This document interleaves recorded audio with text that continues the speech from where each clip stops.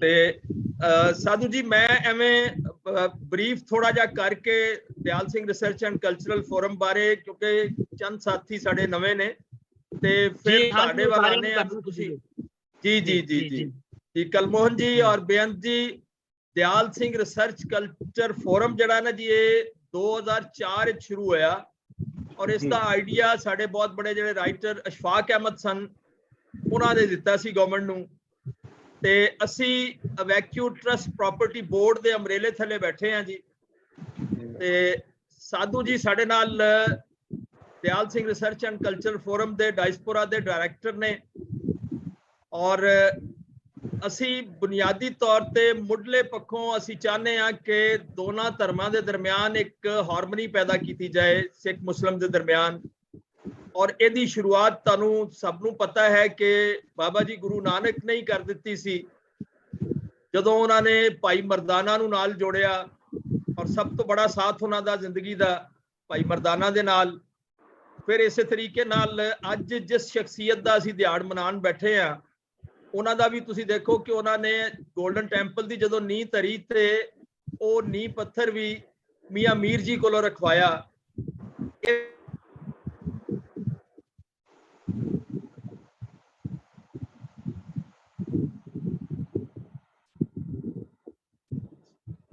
आवाज बंद शायद डॉक्टर साहब ਤੁਹਾਡੀ ਆਵਾਜ਼ ਬੰਦ ਹੋਈ, ਉਹਨੂੰ ਪ੍ਰੈਸ ਕਰੋ ਵੀ ਤੁਹਾਡਾ ਮਿਊਟ ਹੋ ਗਿਆ। ਜੀ ਜੀ ਜੀ ਜੀ ਜੀ ਜੀ ਹਾਂ ਠੀਕ ਹੋ ਗਿਆ ਜੀ। ਮੈਂ ਅਰਜ਼ ਕਰ ਰਿਹਾ ਸਾਂ ਕਿ ਗੋਲਡਨ ਟੈਂਪਲ ਦੀ ਨੀਂਹ ਜਦੋਂ ਰੱਖੀ ਬਾਬਾ ਜੀ ਗੁਰੂ ਅਰਜਨ ਦੇਵ ਹੋਰਾਂ ਨੇ ਤੇ ਉਹਨਾਂ ਨੇ ਮੀਆਂ ਮੀਰ ਕੋਲੋਂ ਉਹ ਪੱਥਰ ਰਖਵਾਇਆ, ਇੱਟ ਰਖਵਾਈ। ਤੇ ਇਹ ਜਿਹੜੀ ਮੁਸਲਿਮ ਸਿੱਖ ਸਾਂਝ ਹੈ ਇਸੇ ਨੂੰ ਅਸੀਂ ਅੱਗੇ ਵਧਾਉਣ ਲਈ ਬੈਠੇ ਹਾਂ। ਔਰ ਅੱਜ ਅਸੀਂ ਬਾਬਾ ਜੀ ਗੁਰੂ ਅਰਜਨ ਦੇਵ ਹੋਰਾਂ ਦਾ ਦਿਹਾੜ ਮਨਾਉਣ ਜਾ ਰਹੇ ਹਾਂ ਤੇ ਇਸ ਨੂੰ ਹੋਸਟ ਕਰਨਗੇ ਸਾਡੇ ਡਾਇਸਪੋਰਾ ਦੇ ਡਾਇਰੈਕਟਰ ਜਨਾਬੇ ਭੁਪਿੰਦਰ ਸਿੰਘ ਸਾਧੂ ਜੀ। ਤੇ ਮੈਂ ਬਗੈਰ ਕਿਸੇ ਵਕਫੇ ਦੇ ਉਹਨਾਂ ਨੂੰ ਬੇਨਤੀ ਕਰਾਂਗਾ ਕਿ ਜੀ ਉਹ ਗੱਲਬਾਤ ਅੱਗੇ ਚਲਾਉਣ। ਜਨਾਬ ਸਾਧੂ ਜੀ। ਡਾਕਟਰ ਰਾਜ ਸਾਹਿਬ ਮੈਂ ਤੁਹਾਡੇ ਤੋਂ ਪਹਿਲਾਂ ਤੇ ਮਾਫੀ ਚਾਹਨਾ, ਮੈਂ ਤੁਹਾਨੂੰ ਇੰਟਰੋਡਿਊਸ ਕਰਾਉਣਾ ਸੀ ਸਾਰਿਆਂ ਦੇ ਨਾਲ ਤੇ ਮੈਂ ਲੇਟ ਹੋ ਕੇ ਚਲੋ ਮਾਫੀ ਦੇਣਾ ਮੈਨੂੰ ਸਾਰੇ ਜੀ। ਤੇ ਅੱਜ ਸਾਰਿਆਂ ਨਾਲ ਵਾਕਫੀਅਤ ਮੇਰੇ ਖਿਆਲ ਆਲਮੋਸਟ ਹੋ ਚੁੱਕੀ ਹੋਏਗੀ ਬੇਅੰਤ ਜੀ ਨਾਲ ਜਿਹੜੇ ਸਾਡੇ ਹਿਸਟੋਰੀਅਨ ਨੇ ਜੀ, ਹਨਾ ਕੁਲਮੋਹਨ ਜੀ ਔਰ ਬੜੀ ਜਲਦੀ ਪ੍ਰਿਥਵੀ ਜੀ ਵੀ ਸਾਡੇ ਨਾਲ ਜੁੜਨਗੇ ਔਰ ਉਹ ਦਿਆਲ ਸਿੰਘ ਕਾਲਜ ਦੇ ਉੱਥੋਂ ਦੇ ਪ੍ਰੋਫੈਸਰ ਹੈਗੇ ਨੇ ਜੀ। ਆਪ ਜੀ ਨਾਲ ਮੈਂ ਉਹਨਾਂ ਦੀ ਤਾਰਫ ਕਰਾਇਆ ਸੀਗਾ। ਔਰ ਅੱਜ ਅਸੀਂ ਪੰਚਮ ਪਾਤਸ਼ਾਹ ਗੁਰੂ ਅਰਜਨ ਪਾਤਸ਼ਾਹ ਦਾ ਸ਼ਹੀਦੀ ਦਿਹਾੜੇ ਨੂੰ ਸਮਰਪਿਤ ਵੈਬਨਾਰ ਕਰ ਰਹੇ ਹਾਂ। ਇਹ ਵੀ ਹੈਗਾ ਕਿ ਵੀ ਇਹ ਦਰਬਾਰ ਸਾਹਿਬ ਦੇ ਰਚਨਹਾਰੇ ਨੇ, ਜਗਤ ਜਲੰਧਰ ਨੂੰ ਠਾਰਨ ਵਾਲੇ ਨੇ, ਸ਼ਹੀਦਾਂ ਦੇ ਸਰਤਾਜ, ਬਾਣੀ ਦੇ ਬੋਹਿਤ, ਨਾਮ ਕੇ ਜਹਾਜ਼। ਅੱਜ ਦੇ ਦਿਹਾੜੇ ਜੇਠ ਸੁਦੀ ਚੌਥ ਨੂੰ ਅੰਮ੍ਰਿਤ ਵੇਲੇ ਸੂਰਜ ਚੜ੍ਹਨ ਤੋਂ ਪਹਿਲਾਂ ਸਤਿਗੁਰ ਪਿਤਾ ਜੀ ਰਾਵੀ ਦਰਿਆ ਵਿੱਚ ਸੱਚ ਧਰਮ ਦੀ ਸ਼ਹਾਦਤ ਭਰ ਗਏ ਸਨ। ਗੁਰੂ ਅਰਜਨ ਦੇਵ ਜੀ ਮਹਾਰਾਜ ਦੇ ਇਸ ਜੋਤੀ ਜੋਤ ਪੁਰਬ ਦੇ ਉੱਤੇ ਅਸੀਂ ਜਿਹੜੀਆਂ ਕੁਝ ਰੋਸ਼ਨੀ ਪਾਉਣ ਵਾਸਤੇ ਅਸੀਂ ਚਿੰਤਕ, ਹਿਸਟੋਰੀਅਨਸ ਔਰ ਬੁੱਧੀਜੀਵੀਆਂ ਨੂੰ ਅੱਜ ਅਸੀਂ ਇਸ ਮੰਚ ਤੇ ਇਕੱਠਾ ਕੀਤਾ ਹੈ। ਔਰ ਅੱਜ ਅਸੀਂ ਬੜੇ ਜਿੱਥੇ ਕਿ ਸਾਰਿਆਂ ਦੇ ਰਾਏ ਲੈਣੀ ਹੈ, ਅੱਜ ਅਸੀਂ ਮੈਂ ਬੇਨਤੀ ਕਰਾਂਗਾ ਬੇਅੰਤ ਸਿੰਘ ਜੀ ਨੂੰ ਜਿਹੜੇ ਕਿ ਹਿਸਟੋਰੀਅਨ ਨੇ, ਮੈਂ ਉਹਨਾਂ ਤੋਂ ਸ਼ੁਰੂਆਤ ਕਰਨਾ ਚਾਹੁੰਦਾ ਕਿਉਂਕਿ ਉਹ ਕੁਝ ਪੁਆਇੰਟਸ ਦੇ ਉੱਤੇ ਜਿਹੜੀ ਡਿਸਕਸ਼ਨ ਕਰਨਗੇ ਅਸੀਂ ਉਹਨੂੰ ਅੱਗੇ ਵਧਾਉਣ ਦੇ ਲਈ ਜਿਹੜੀ ਹੈ ਗੱਲ ਕਰਾਂਗੇ। ਔਰ ਮੈਂ ਤੁਹਾਡੇ ਸਾਰਿਆਂ ਦੀ ਇਜਾਜ਼ਤ ਦੇ ਨਾਲ ਜਿਹੜਾ ਹੈ ਕਿ ਬੇਅੰਤ ਜੀ ਨੂੰ ਜਿਹੜੇ ਕਿ ਹਿਸਟੋਰੀਅਨ ਨੇ ਉਹਨਾਂ ਨੂੰ ਬੇਨਤੀ ਕਰਦਾ ਕਿ ਵੀ ਉਹ ਹੁਣ ਆਪਣੀ ਜਿਹੜਾ ਸਮਾਂ ਸਟਾਰਟ ਕਰਨ ਜੀ। ਜੀ ਬੇਅੰਤ ਵੀਰ ਜੀ। ਪਹਿਲੇ ਸਾਰੇ ਵੀਰਾਂ ਨੂੰ ਜਿੰਨੇ ਵੀ ਇਸ ਪ੍ਰੋਗਰਾਮ ਵਿੱਚ ਹਾਜ਼ਰ ਹੋ ਰਹੇ ਨੇ ਸਾਰਿਆਂ ਨੂੰ ਪਿਆਰ ਔਰ ਅਦਬ ਦੇ ਨਾਲ ਵਾਹਿਗੁਰੂ ਜੀ ਕਾ ਖਾਲਸਾ ਵਾਹਿਗੁਰੂ ਜੀ ਕੀ ਫਤਿਹ।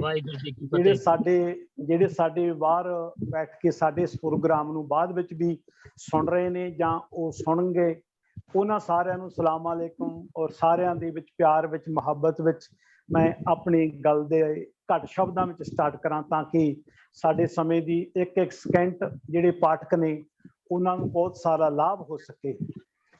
ਮੈਂ ਦੋ ਪੱਖਾਂ ਵਿੱਚ ਗੁਰੂ ਅਰਜਨ ਸਾਹਿਬ ਜੀ ਦੀ ਸ਼ਹਾਦਤ ਬਾਰੇ ਆਪ ਜੀ ਨਾਲ ਵਚਨਾਂ ਦੀ ਸਾਂਝ ਪਾਵਾਂਗਾ। ਗੁਰੂ ਅਰਜਨ ਸਾਹਿਬ ਜੀ ਮਹਾਰਾਜ ਦੀ ਸ਼ਹਾਦਤ ਦੇ ਪ੍ਰਤੀ ਜਦੋਂ ਅਸੀਂ ਸਿੱਖ ਇਤਿਹਾਸ ਜਾਂ ਬਾਹਰਲੇ ਜਿਤਨੇ ਅਸੀਂ ਫਲਸਫਰਾਂ ਨੂੰ ਪੜ੍ਹਦੇ ਹਾਂ ਉਹਨਾਂ ਵਿੱਚੋਂ ਸਾਨੂੰ ਪਤਾ ਲੱਗਦਾ ਹੈ ਕਿ ਕੇਵਲ ਚੰਦੂ ਦੀ ਲੜਕੀ ਦਾ ਰਿਸ਼ਤਾ ਮੋੜਨ ਦੇ ਉੱਪਰ ਹੀ ਗੁਰੂ ਅਰਜਨ ਸਾਹਿਬ ਜੀ ਦੀ ਸ਼ਹਾਦਤ ਨੂੰ ਉਹ ਸਾਰੇ ਵਰਣਨ ਕਰਦੇ ਹਨ। ਪਰ ਗੁਰੂ ਅਰਜਨ ਸਾਹਿਬ ਜੀ ਦੀ ਸ਼ਹਾਦਤ ਦੀਆਂ 11 ਗੁਰੂ ਅਰਜਨ ਸਾਹਿਬ ਜੀ ਦੀ ਸ਼ਹਾਦਤ ਦੇ 11 ਕਾਰਨ ਸਨ। ਉਹ ਜਿਹੜੇ 11 ਕਾਰਨ ਸੀ ਗੁਰੂ ਅਰਜਨ ਸਾਹਿਬ ਜੀ ਦੀ ਸ਼ਹਾਦਤ ਦੇ, ਉਹ 4 ਬੰਦਿਆਂ ਦੀਆਂ ਅੱਖਾਂ ਦੇ ਵਿੱਚ ਰੜਕਦੇ ਸਨ। ਜਿਹੜੇ 11 ਕਾਰਨ ਸੀ 4 ਬੰਦਿਆਂ ਦੀਆਂ ਅੱਖਾਂ ਵਿੱਚ ਰੜਕਦੇ ਸਨ। ਉਸ ਸਮੇਂ ਦੇ ਉੱਪਰ ਭਾਵੇਂ ਰਾਜ ਸੀ ਅਕਬਰ ਜੀ ਦਾ। ਅਕਬਰ ਆਪਣੇ ਰਾਜ ਵਿੱਚ ਉਹਨਾਂ ਨੇ ਸ਼ਾਂਤੀ ਬਣਾ ਕੇ ਰੱਖੀ, ਕਿਸੇ ਨੂੰ ਕੋਈ ਇਸ ਤਰ੍ਹਾਂ ਦਾ ਮਾੜਾ ਨਹੀਂ ਹੋਣ ਦਿੱਤਾ।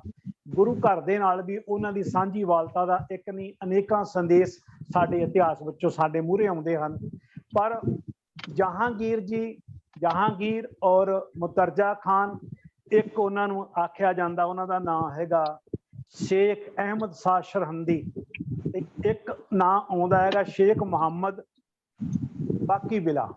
ਇਹ 4 ਮਨੁੱਖ ਸਨ ਜਿਹੜੇ ਗੁਰੂ ਅਰਜਨ ਸਾਹਿਬ ਜੀ ਦੇ ਵੱਲ ਵੇਖ ਰਹੇ ਸਨ ਕਿ ਗੁਰੂ ਅਰਜਨ ਸਾਹਿਬ ਜੀ ਮਹਾਰਾਜ ਥੋੜੇ ਹੀ ਸਮੇਂ ਵਿੱਚ ਹਿੰਦੂ ਮੁਸਲਮਾਨ ਸਾਰੇ ਵਿਤਕਰਿਆਂ ਤੋਂ ਦੂਰ ਹੋ ਕੇ ਉਹਨਾਂ ਨੇ ਸਾਰੇ ਸਮਾਜ ਵਿੱਚ ਇੱਕ ਨਵਾਂ ਰੂਪ ਦੇ ਦਿੱਤਾ। ਉਹਨਾਂ ਨੇ 21 ਥਾਵਾਂ ਦੇ ਉੱਪਰ 52 ਥਾਵਾਂ ਦੇ ਉੱਪਰ ਮੰਜੀਆਂ ਥਾਪੀਆਂ, ਪੂਰੇ ਹਿੰਦੁਸਤਾਨ ਵਿੱਚ ਪ੍ਰਚਾਰ ਦਾ ਕੇਂਦਰ ਖੋਲ੍ਹਿਆ। ਫਿਰ ਉਹਨਾਂ ਨੇ ਉਹਦੇ ਵਿੱਚ ਹਿੰਦੂ ਮੁਸਲਮਾਨ ਦੇ ਸਾਰੇ ਵਿਤਕਰਿਆਂ ਨੂੰ ਦੂਰ ਕਰਕੇ ਅੱਗੇ ਚੱਲੇ। ਫਿਰ ਗੁਰੂ ਗ੍ਰੰਥ ਸਾਹਿਬ ਜੀ ਮਹਾਰਾਜ ਦੀ ਰਚਨਾ ਕੀਤੀ। ਉਸ ਰਚਨਾ ਦੇ ਸਮੇਂ ਵੀ ਭਗਤ ਕਾਨ੍ਹਾ ਜੀ ਵਰਗੇ ਆਏ, ਪਰ ਉਹਨਾਂ ਦਾ ਅਚਾਨਕ ਪੂਰੇ ਵਿਚਾਰ ਸਹੀ ਨਾ ਬੈਠਣ ਕਰਕੇ ਉਹਨਾਂ ਦੀ ਮੌਤ ਹੋਈ। ਇਹ ਕਾਰਨ ਸਨ ਗੁਰੂ ਅਰਜਨ ਸਾਹਿਬ ਜੀ ਦੀ ਸ਼ਹੀਦੀ ਦੇ।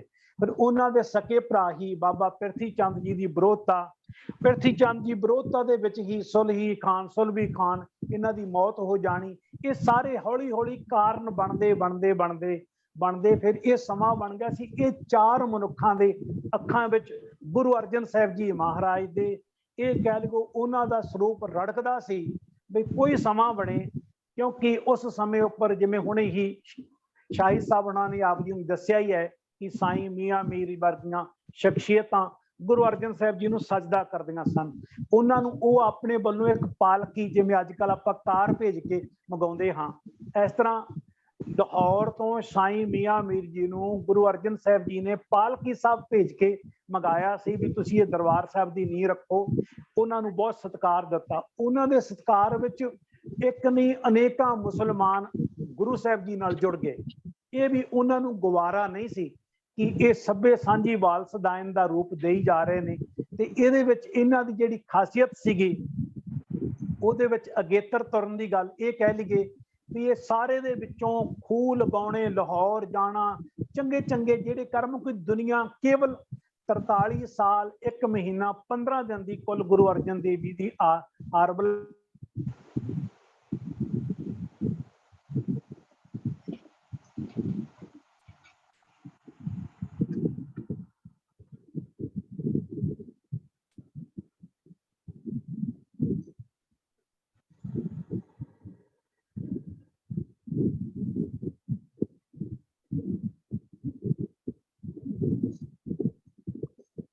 ਆਵਾਜ਼ ਜਿਹੜੀ ਹੈ ਬੇਅੰਤ ਵੀਰ ਜੀ ਦੀ ਆਣੀ ਬੰਦ ਹੋ ਗਈ। ਮੇਰਾ ਖਿਆਲ ਉਹਨਾਂ ਦਾ ਕੋਈ ਨੈਟ ਦਾ ਇਸ਼ੂ ਆ ਗਿਆ ਹੈ। ਮੈਂ ਵੀ ਉਹੀ ਸਮਝ ਰਿਹਾ ਹਾਂ, ਫ੍ਰੀਜ਼ ਹੋ ਗਈ ਹੈ ਬਿਲਕੁਲ ਉਹਨਾਂ ਦੀ ਪਿਕਚਰ। ਹਾਂਜੀ ਉਹਨਾਂ ਦੀ ਪਿਕਚਰ ਵੀ ਸਕਿਲ ਹੋ ਗਈ ਹੈ। ਨੈਟਵਰਕ ਪ੍ਰੋਬਲਮ ਹੈ ਉਹਨਾਂ ਦੀ।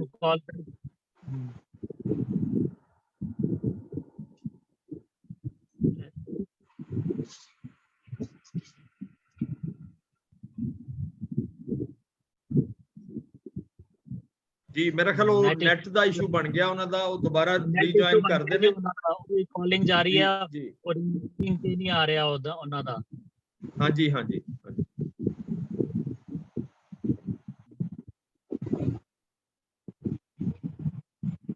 Let me try again.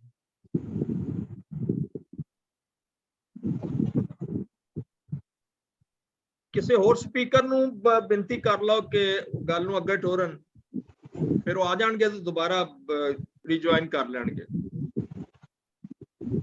ਜੀ ਸਿਰਫ ਇੱਕ ਸਕਿੰਟ ਭੇਜਣਾ ਡਾਕਟਰ ਸਾਹਿਬ। ਤੁਹਾਡੀ ਫੋਨ ਨੇ ਤੁਹਾਡੀ ਨੈਟ ਗੜਬੜ ਹੋ ਗਈ ਹੈ ਜੀ। जोड़ो तो अच्छा, ਤੁਹਾਡੀ इसको जरा आवाज भी नहीं आ सुनो रही, पिक्चर भी नहीं आ रही, दोबारा जुड़ो जी। और इसके ना हिंट लो, पॉइंट नोट करो।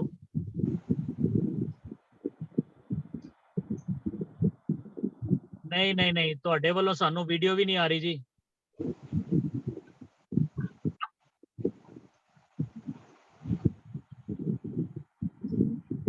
ਸਾਨੂੰ ਤੁਹਾਡੀ ਆਵਾਜ਼ ਵੀ ਚਲੀ ਗਈ ਵੀਰ ਜੀ, ਤੇ ਤੁਹਾਡੀ ਆਵਾਜ਼ ਉਹ ਵੀ ਚਲੀ ਗਈ। ਤੁਸੀਂ ਦੁਬਾਰਾ ਜੋੜ ਲਵੋ।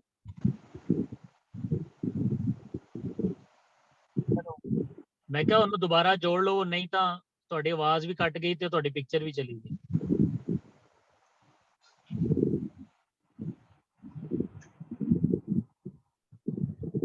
ਉਹ ਕਹਿ ਰਹੇ ਨੇ ਮੇਰੇ ਵੱਲੋਂ ਠੀਕ ਹੈ, ਬਟ ਉਹਨਾਂ ਦੀ ਨੈਟ ਪ੍ਰੋਬਲਮ ਹੈ।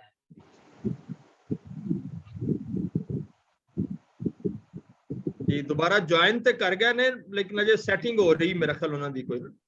ਹਾਂ ਨਹੀਂ, ਉਹ ਨਹੀਂ ਗੱਲ ਬਣ ਪਾ ਰਹੀ ਹੈ, ਮੈਨੂੰ ਨਜ਼ਰ ਆ ਰਿਹਾ ਹੈ।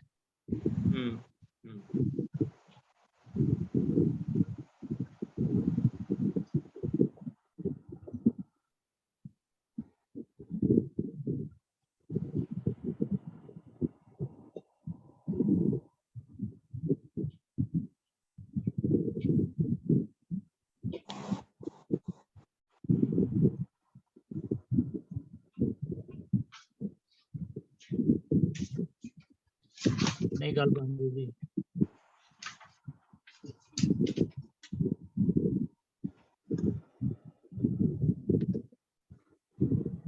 बाद ही लईए ਜੀ ਸਾਧੂ ਜੀ, ਮੇਰੇ ਖਿਆਲ ਇਹਨਾਂ ਨੂੰ ਬਾਅਦ ਵਿੱਚ ਲੈ ਲੈਣੇ ਆ ਕਿਸੇ ਹੋਰ ਸਪੀਕਰ ਨਾਲ।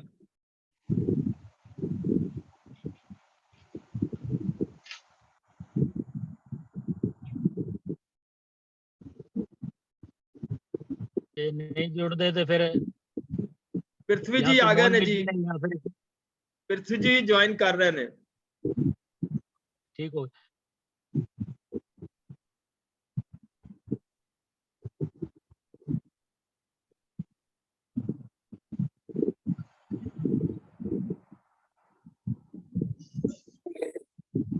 ਇਹਨਾਂ ਗੈਪ ਆ ਗਿਆ, ਇਹ ਵਿੱਚੋਂ ਕੱਢਨੇ ਆ ਜੀ।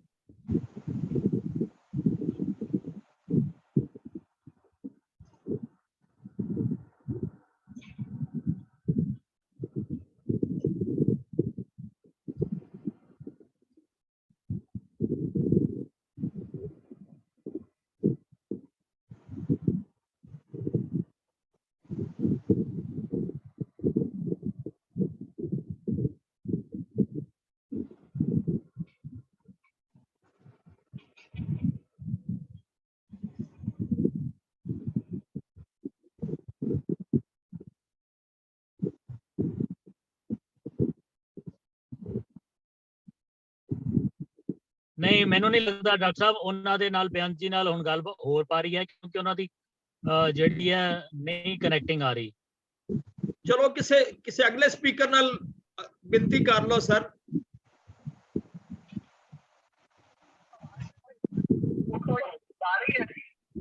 नहीं जी, ते इस तरह बेअंतवीर जी सुनो, बेअंतवीर जी तुसी अपनी गल नूं ना दोबारा शुरू करो स्टार्टिंग तो।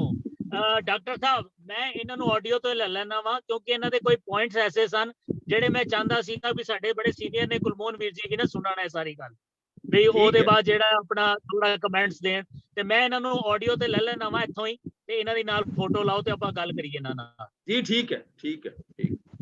ਬੇਅੰਤਵੀਰ ਜੀ ਚਲੋ ਸ਼ੁਰੂ ਕਰੋ, ਬੋਲੋ ਜੀ ਤੁਸੀਂ। ਹਾਂਜੀ ਭਾਵੇਂ ਸ਼ੁਰੂ ਤੋਂ ਸ਼ੁਰੂਆਤ ਕਰੋ ਜੀ, ਆਪਾਂ ਇਹਨੂੰ ਕੱਟ ਕੇ ਠੀਕ ਕਰ ਲਾਂਗੇ।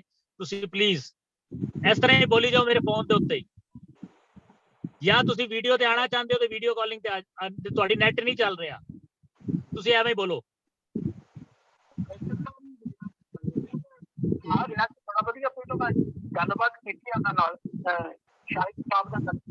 हाँ कोई नहीं, हुण बोलो तो, हुण तुसीं शुरुआत करो जी, असीं सुनना चाहते हैं तुहानूं।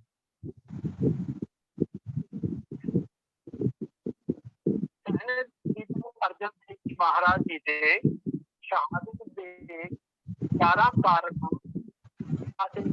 सामने आए हैं।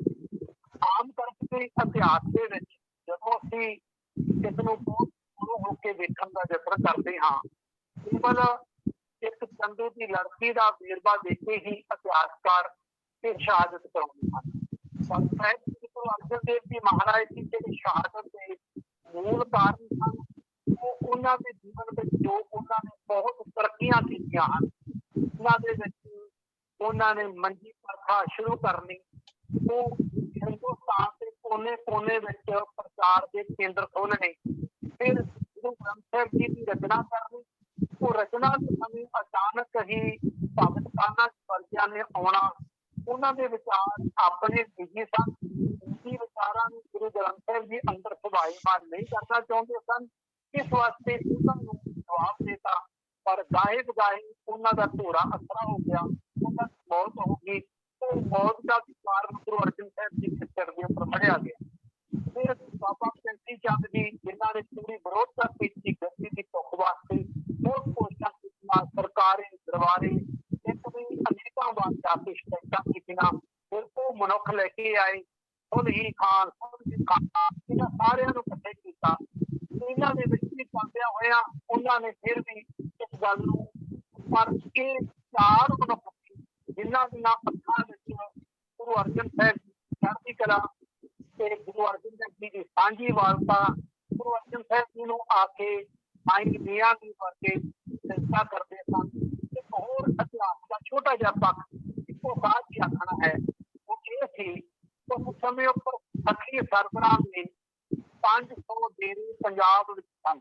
ਸਖੀ ਸਰਬਰਾਹ ਦੇ ਉਹ ਸਾਰੇ ਦੇ ਸਾਰੇ ਡੇਰਿਆਂ ਦੇ ਵਿੱਚ ਗੁਰੂ ਅਰਜਨ ਸਾਹਿਬ ਮਹਾਰਾਜ ਨੇ ਇੱਕ ਸਿੱਖੀ ਦਾ ਪ੍ਰਚਾਰ ਕਰਕੇ ਲੋਕਾਂ ਨੂੰ ਵਹਿਮਾਂ ਭਰਮਾਂ ਪਖੰਡਾਂ ਤੋਂ ਦੂਰ ਕਰਕੇ ਸਖੀ ਸਰਬਰਾਹ ਦੀਆਂ ਦੁਕਾਨਾਂ ਬੰਦ ਕੀਤੀਆਂ।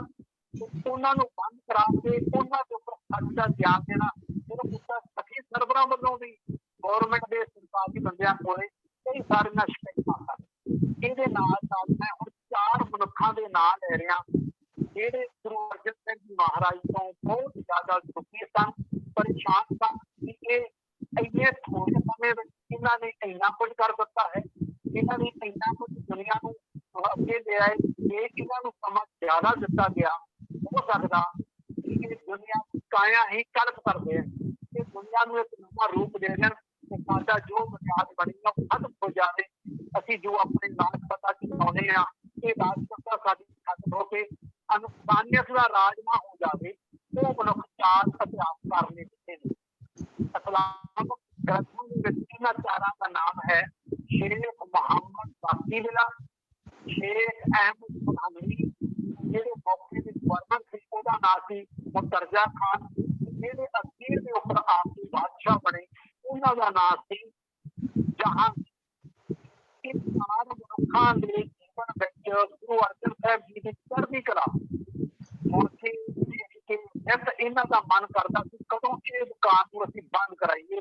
ਜਿਹਦੇ ਵਿੱਚ ਜਹਾਂਗੀਰ ਵਿੱਚ ਵੀ ਉਹਨਾਂ ਨੇ ਇਹ ਗੱਲ ਆਪਸ ਕੀਤੀ ਹੈ ਕਿ ਮੈਂ ਇਸ ਦੁਕਾਨ ਨੂੰ ਫਿਰ ਤੋਂ ਲੈ ਕੇ ਦੇਖ ਰਿਹਾ ਸੀ, ਮੈਂ ਬੰਦ ਕਰਾਉਣੀ ਚਾਹੁੰਦਾ ਸੀ। ਉਹਦੇ ਵਿਚਾਰ ਸਨ। ਹੁਣ ਅਸੀਂ ਤੱਕ ਦੇ ਰਿਜ਼ਲਟ ਦੇ ਵੱਲ ਲਿਆਉਣਾ ਚਾਹੁੰਦੇ ਹਾਂ।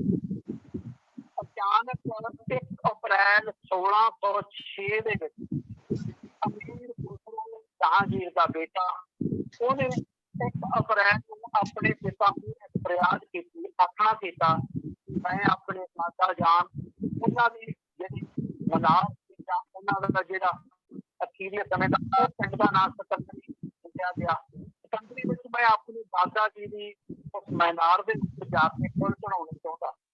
1 ਅਪ੍ਰੈਲ ਤੋਂ ਉਹਨੇ ਗੱਲ ਸ਼ੁਰੂ ਕੀਤੀ, ਅੱਧੀ ਰਾਤ ਨੂੰ ਬਗਾਵਤ ਕੀਤੀ। 1 ਅਪ੍ਰੈਲ ਤੋਂ 30 ਅਪ੍ਰੈਲ ਤੱਕ ਇਹ ਸਾਰੇ ਦਾ ਸਾਰਾ ਜੋ ਵਾਰਤਾਲਾਪ ਸੀ ਇਹ ਹੋਇਆ।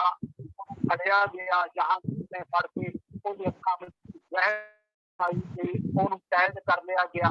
ਇਹ ਸਾਰਾ 1 ਅਪ੍ਰੈਲ ਤੋਂ 30 ਅਪ੍ਰੈਲ ਦੇ ਵਿੱਚ ਹੋਇਆ ਤੇ ਉਸ ਤੋਂ ਬਾਅਦ ਵਿੱਚ 1 ਮਈ ਤੋਂ 15 ਮਈ ਤੱਕ ਬਿਲਕੁਲ ਸ਼ਾਂਤੀ ਰਹੀ। ਕੋਈ ਕਿਸੇ ਉਹਦੇ ਮਗਰ ਹੁਣ ਜਿਹਨਾਂ ਨੂੰ ਮੈਂ ਤਾਕਤ ਕਹਿੰਦੇ ਹਾਂ, ਅੱਗੇ ਅਮੀਰ ਖੁਸਰੋ ਸੀ, ਪਿੱਛੇ ਮੁਰਤਜ਼ਾ ਖਾਨ, ਜਿਹੜੇ ਬੰਦਿਆਂ ਉਹਦੀ ਮਦਦ ਕੀਤੀ, ਉਹਨੂੰ ਸਹਾਇਤਾ ਦਿੱਤੀ, ਉਹਨਾਂ ਤੇ ਨਿਸ਼ਾਨਾ ਕੱਢਿਆ ਜਾਂਦਾ ਸੀ। ਮਗਰ ਜਹਾਂਗੀਰ ਉਹਨਾਂ ਬੰਦਿਆਂ ਨੂੰ ਮਾਰ ਸਜ਼ਾ ਦਿੰਦਾ ਹੋਇਆ ਲੰਘ ਕੇ 30 ਅਪ੍ਰੈਲ ਨੂੰ ਇਹ ਦੋਨੇ ਜਾਣੇ ਵਾਪਸ ਆ ਗਏ। ਜਿੱਥੇ ਜਿੱਥੇ ਖੁਸਰੋ ਨੂੰ ਮਦਦ ਕਰਕੇ ਸਾਰੇ ਦੁਸ਼ਮਣਾਂ ਨੂੰ ਮਾਰ ਕੇ ਆਪਣੇ ਵੱਲੋਂ ਵਾਪਸ 30 ਅਪ੍ਰੈਲ ਨੂੰ ਆ ਗਏ। 1 ਮਈ ਤੋਂ 15 ਮਈ ਤੱਕ ਇਹ ਸਮਾਂ ਜਿਹੜਾ ਸੀਗਾ ਇਹ ਠੰਡਕਦਾ ਰਿਹਾ। ਇਸ ਤੋਂ ਬਾਅਦ ਵਿੱਚ ਇਹ ਜਿਹੜੇ 4 ਮਨੁੱਖ ਸੀ ਇਹ ਕਹਿੰਦੇ ਇੱਕ ਦੂਜੇ ਨਾਲ ਇਹਨਾਂ ਮਿਲਣ ਦੀ ਗੱਲ ਕੀਤੀ ਤੇ ਜੇ ਅਸੀਂ ਸਾਡੇ ਕੋਲ ਮੌਕਾ ਸੀ ਬੜਾ ਵਧੀਆ ਬੜਾ ਸੋਹਣਾ ਮੌਕਾ ਸੀ ਅਸੀਂ ਕਿਉਂ ਖਜਾ ਦਿੱਤਾ। ਫਿਰ ਇਹਨਾਂ ਨੇ ਮੁਕਰਜਾ ਖਾਨ ਦੇ ਨਾਲ ਗੱਲਬਾਤ ਕਰਕੇ ਇਹ ਜਿਹੜਾ ਸ਼ੇਖ ਮੁਹੰਮਦ ਦਾ ਕਿਲਾ ਔਰ ਸ਼ੇਖ ਅਹਿਮਦ ਸਰਹੰਦੀ ਨੇ ਆਖਿਆ ਤੁਸੀਂ ਇਹ ਗੱਲ ਦੀ ਖਬਰ ਪਾਓ ਕਿ ਗੁਰੂ ਅਰਜਨ ਸਾਹਿਬ ਜੀ ਨੇ ਵੀ ਇਹਨਾਂ ਦੀ ਮਦਦ ਕੀਤੀ ਆ। ਜਦੋਂ ਇਹ ਗੱਲ ਨੂੰ ਵਾਰ-ਵਾਰ ਆਖਿਆ ਗਿਆ ਹੁਣ ਮੈਂ ਸੰਖੇਪ ਵਿੱਚ ਬੱਚਿਆਂ ਨੂੰ ਠੀਕ ਦੇ ਵਿੱਚ ਲੈ ਜਾਵਾਂ ਤਾਂ ਕਿ ਤੁਹਾਨੂੰ ਗੱਲ ਪੂਰੀ ਸਮਝ ਲੱਗ ਜਾਏ। ਇਹ ਸਾਜੇ ਦਾ ਸਾਰਾ 15 ਮਈ ਤੋਂ 30 ਮਈ 15 ਮਈ ਤੋਂ 20 ਮਈ ਤੱਕ 5 ਦਿਨ ਦੇ ਵਿੱਚ ਵੀ ਇਹ ਸਾਰੇ ਦਾ ਸਾਰਾ ਜਹਾਜ਼ ਕੰਪਨੀ ਨੇ ਆਪਣਾ ਰੂਪ ਬਣਾਇਆ। 21 ਮਈ ਨੂੰ ਸੁਰਮਨ ਦੇ 22 ਮਈ ਤੋਂ ਲੈ ਕੇ 25 ਮਈ ਤੱਕ ਗੁਰੂ ਅਰਜਨ ਦੇਵ ਜੀ ਮਹਾਰਾਜ ਆਪ ਪਹੁੰਚੇ ਨੇ ਉਸਮਾਨਾ को लेके 25 ਤੋਂ ਬਾਅਦ 26 ਮਈ ਗੁਰੂ ਅਰਜਨ ਦੇਵ ਜੀ ਨੂੰ ਰੱਖਿਆ ਗਿਆ। 28 ਨੂੰ ਸਵਾਲਿਆ ਗਿਆ 29 ਨੂੰ 26 ਨੂੰ ਬਿਠਾਇਆ ਗਿਆ। 30 ਮਈ 1606 ਨੂੰ ਰਾਵੀ ਦੇ ਵਿੱਚ ਉਹਨਾਂ ਨੂੰ ਸ਼ਹਾਦਤ ਦਾ ਜਾਮ ਦਿੱਤਾ ਗਿਆ ਤੇ ਗੁਰੂ ਅਰਜਨ ਦੇਵ ਜੀ ਸ਼ਹਾਦਤ ਦੇ ਮੂਲ ਕਾਰਨ ਸਨ। ਉਹਨਾਂ ਵਿੱਚੋਂ ਇਹ ਸਮਾਂ ਹੋਇਆ ਤਾਂ ਮੈਂ ਆਪ ਨੂੰ ਉਹਨਾਂ ਨੂੰ ਜਿਹੜਾ ਸ਼ਹੀਦਾਂ ਦੇ ਸਰਤਾਜ ਕਿਹਾ ਜਾਂਦਾ ਹੈ ਉਹ ਵੀ ਮੈਂ ਆਪ ਨੂੰ ਦੱਸਾਂਗਾ। ਉਹਨਾਂ ਨੂੰ ਸ਼ਹੀਦਾਂ ਦੇ ਸਰਤਾਜ ਕਹਿੰਦੇ ਨੇ। ਉਹ ਵੀ ਸਮਾਂ ਬਣਿਆ ਜਦੋਂ ਚੰਦੂ ਨੇ ਆਪਣਾ ਕੀਤਾ ਕਿ ਮੈਂ ਤੁਹਾਨੂੰ ਇਹ ਸਜ਼ਾਵਾਂ ਦੇਵਾਂਗਾ ਕਿ ਮਿੰਨਤਾਂ ਕਰੋਗੇ ਤੁਸੀਂ ਆਖੋਗੇ ਕਿ ਮੈਨੂੰ ਛੱਡ ਦੇਵੋ। ਫਿਰ ਗੁਰੂ ਅਰਜਨ ਸਾਹਿਬ ਜੀ ਆਖਿਆ ਤੈਨੂੰ ਸਖਤ ਹੈ ਜੇ ਜ਼ੁਲਮ ਤੋਂ ਪਰੇ ਤੋਵਾ। ਤੈਨੂੰ ਸਖਤ ਹੈ ਜੇ ਜ਼ੁਲਮ ਤੋਂ ਪਰੇ ਤੋਵਾ। ਸਾਨੂੰ ਕਦਮ ਹੈ ਫਰਿਆਦ ਕਰੀਏ ਸਦਾ ਸਬਰ ਕੀ ਜ਼ਬਰ ਤੋਂ ਜਿੱਤਦਾ ਹੈ।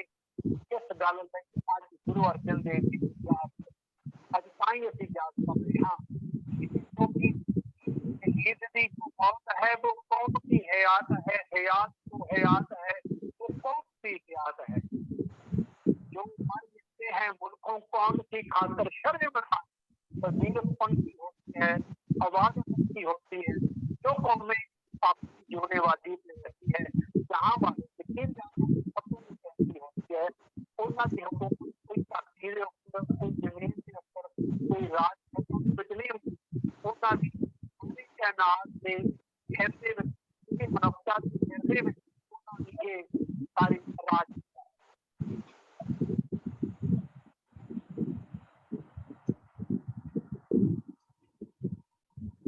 मैं बहुत बहुत ਧੰਨਵਾਦ ਕਰਦਾ ਹਾਂ ਬੇਅੰਤ ਵੀਰ ਜੀ ਦਾ ਜਿਨ੍ਹਾਂ ਨੇ ਜਿਹੜੇ ਕਿ ਸਾਡੇ ਤੇ ਇਹ ਰੋਸ਼ਨੀ ਇਤਿਹਾਸ ਦੇ ਕੁਝ ਹਿੱਸਿਆਂ ਤੋਂ ਸਾਨੂੰ ਜਾਣੂ ਕਰਾਇਆ ਹੈ ਸਾਨੂੰ ਰੋਸ਼ਨੀ ਪਾਈ ਹੈ ਔਰ ਉਮੀਦ ਹੈ ਕਿ ਵੀ ਕਾਫੀ ਸਾਨੂੰ ਇਹਨਾਂ ਦੇ ਜਿਹੜੇ ਸ਼ਹਾਦਤ ਦੇ ਕਾਰਨ ਸਨ ਉਹ ਕਾਫੀ ਹੱਦ ਤੱਕ ਕਈ ਪੁਆਇੰਟ ਸਾਨੂੰ ਸਮਝ ਆਏ ਸਾਨੂੰ ਪਤਾ ਲੱਗਾ ਔਰ ਆਖਰ ਇਹ ਇਤਿਹਾਸ ਦਾ ਹਿੱਸਾ ਹੈ।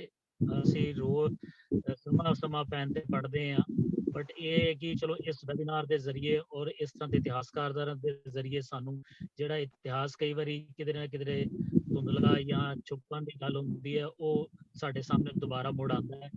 ਮੈਂ ਬੇਨਤੀ ਕਰਾਂਗਾ ਮੈਂ ਚਾਹੁੰਦਾ ਕਿ ਹੁਣ ਡਾਕਟਰ ਇਕਬਾਲ ਚਾਵਲਾ ਜੀ ਨਾਲ ਇਸ ਬਾਰੇ ਥੋੜੀ ਜਿਹੀ ਰੋਸ਼ਨੀ ਪਾਈ ਜਾਵੇ ਕਿ ਡਾਕਟਰ ਇਕਬਾਲ ਚਾਵਲਾ ਜੀ ਦੇ ਨਜ਼ਰੀਏ ਜਿਹੜੀ ਹੈ ਇਹ ਸ਼ਹਾਦਤ ਦੇ ਕੀ ਮਾਇਨੇ ਨੇ ਔਰ ਉਹ ਇਸ ਬਾਰੇ ਕੀ ਵਿਚਾਰ doctor Sat Sri Akal and अस्सलाम वालेकुम टू एवरीबॉडी। सदू साहब बड़ी मेहरबानी ਤੁਹਾਡੀ जो साहब बोल रहे थे बहुत ही डिटेल ਦੇ ਨਾਲ ਉਹਨਾਂ ਨੇ ਮੁxtਲਿਫ ਕਾਜ਼ਸ ਨੂੰ ਬਿਆਨ ਕੀਤਾ ਔਰ ਹਰ ਚੀਜ਼ ਵਾਜ਼ੇ ਤੌਰ ਤੇ ਪੇਸ਼ ਕਰ ਦਿੱਤੀ ਗਈ ਹੈ ਲਿਹਾਜ਼ਾ ਮੈਂ ਉਹਨਾਂ ਨੂੰ ਕੀ ਦੁਹਰਾਵਾਂਗਾ। मैं ना समझदा कि तारीख के तालिब इल्म होने के नाते एक चीज वाजे हो जाती है कि कोई भी इतना बड़ा शख्स जो शहीद हुंदा है और उन्होंने टॉर्चर करके उहदे कार दे विच मार दिता जाता है ते उहदे बेइंतहा असरात मुरतब ना सिर्फ है कि उस खानदान वास्ते ਉਹਦੇ ਮਹੱਲੇ ਵਾਸਤੇ, ਸ਼ਹਿਰ ਵਾਸਤੇ, ਬਲਕਿ ਉਹ ਆਇੰਦਾ ਆਉਣ ਵਾਲੀ ਨਸਲਾਂ ਦੇ ਵੀ ਉਹਦੇ ਅਸਰਾਤ। ਕਿਆ ਜਹਾਂਗੀਰ اور شاہ ਦਾ ਜ਼ਿਕਰ ਹੋਇਆ ਜਾਂ ਹੋਰ ਕਵਾਮਿਲ ਦਾ ਜ਼ਿਕਰ ਕੀਤਾ ਗਿਆ, کیا انہوں نے اس چیز کا ادراک سی؟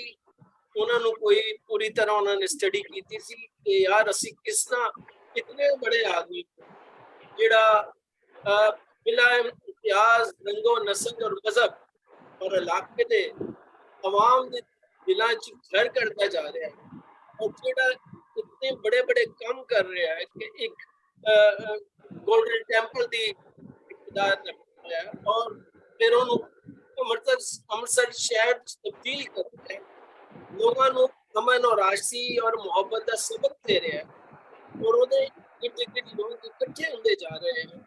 کیا اسی ان معمولی بات کے اس شک کی بنیاد پہ کہ انہیں جہانگیر دے بیٹے نو میرے فسلے دے بعد دا تعلق ہے یا میرے فسلے انہوں عزت دیتا ہے یا چندو شاہ دی انہوں مس گائیڈ کرن دی وجہ تو اس شخص کو اسی مار دیں گے اور وہ کل اتنا بڑا ایک دھپا چھوڑ دے گا، سپاٹ چھوڑ جائے گا اور پھر ہندو مسلم تعلقات دیتے بڑے گہرے اثرات مرتب، جبکہ اس تو پہلے ہندو سکھ مسلم تعلقات جڑے سی بڑے آئیڈل گئے، جس طرح بابر نے بابا گرو نانک کے کول گیا عزت افزائی کی تھی، انہوں کو دعاواں لئی ہیں اور کیا چاہتا ہے کہ بابا گرو نانک نے یہ بھی کیا سی کہ تیرے خاندان کی اتنے حکومت ہوئے گی۔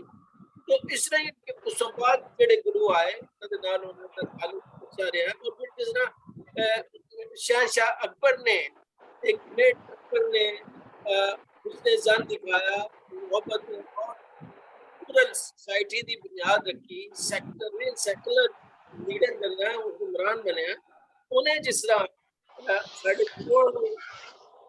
موقع دیتا اپنے آپ کو فلرش کرن دا، جوڑا انہوں دا رائٹ سی، انہوں دا حق سی ریاست دی زمین دینا یا اور وسائل دینا۔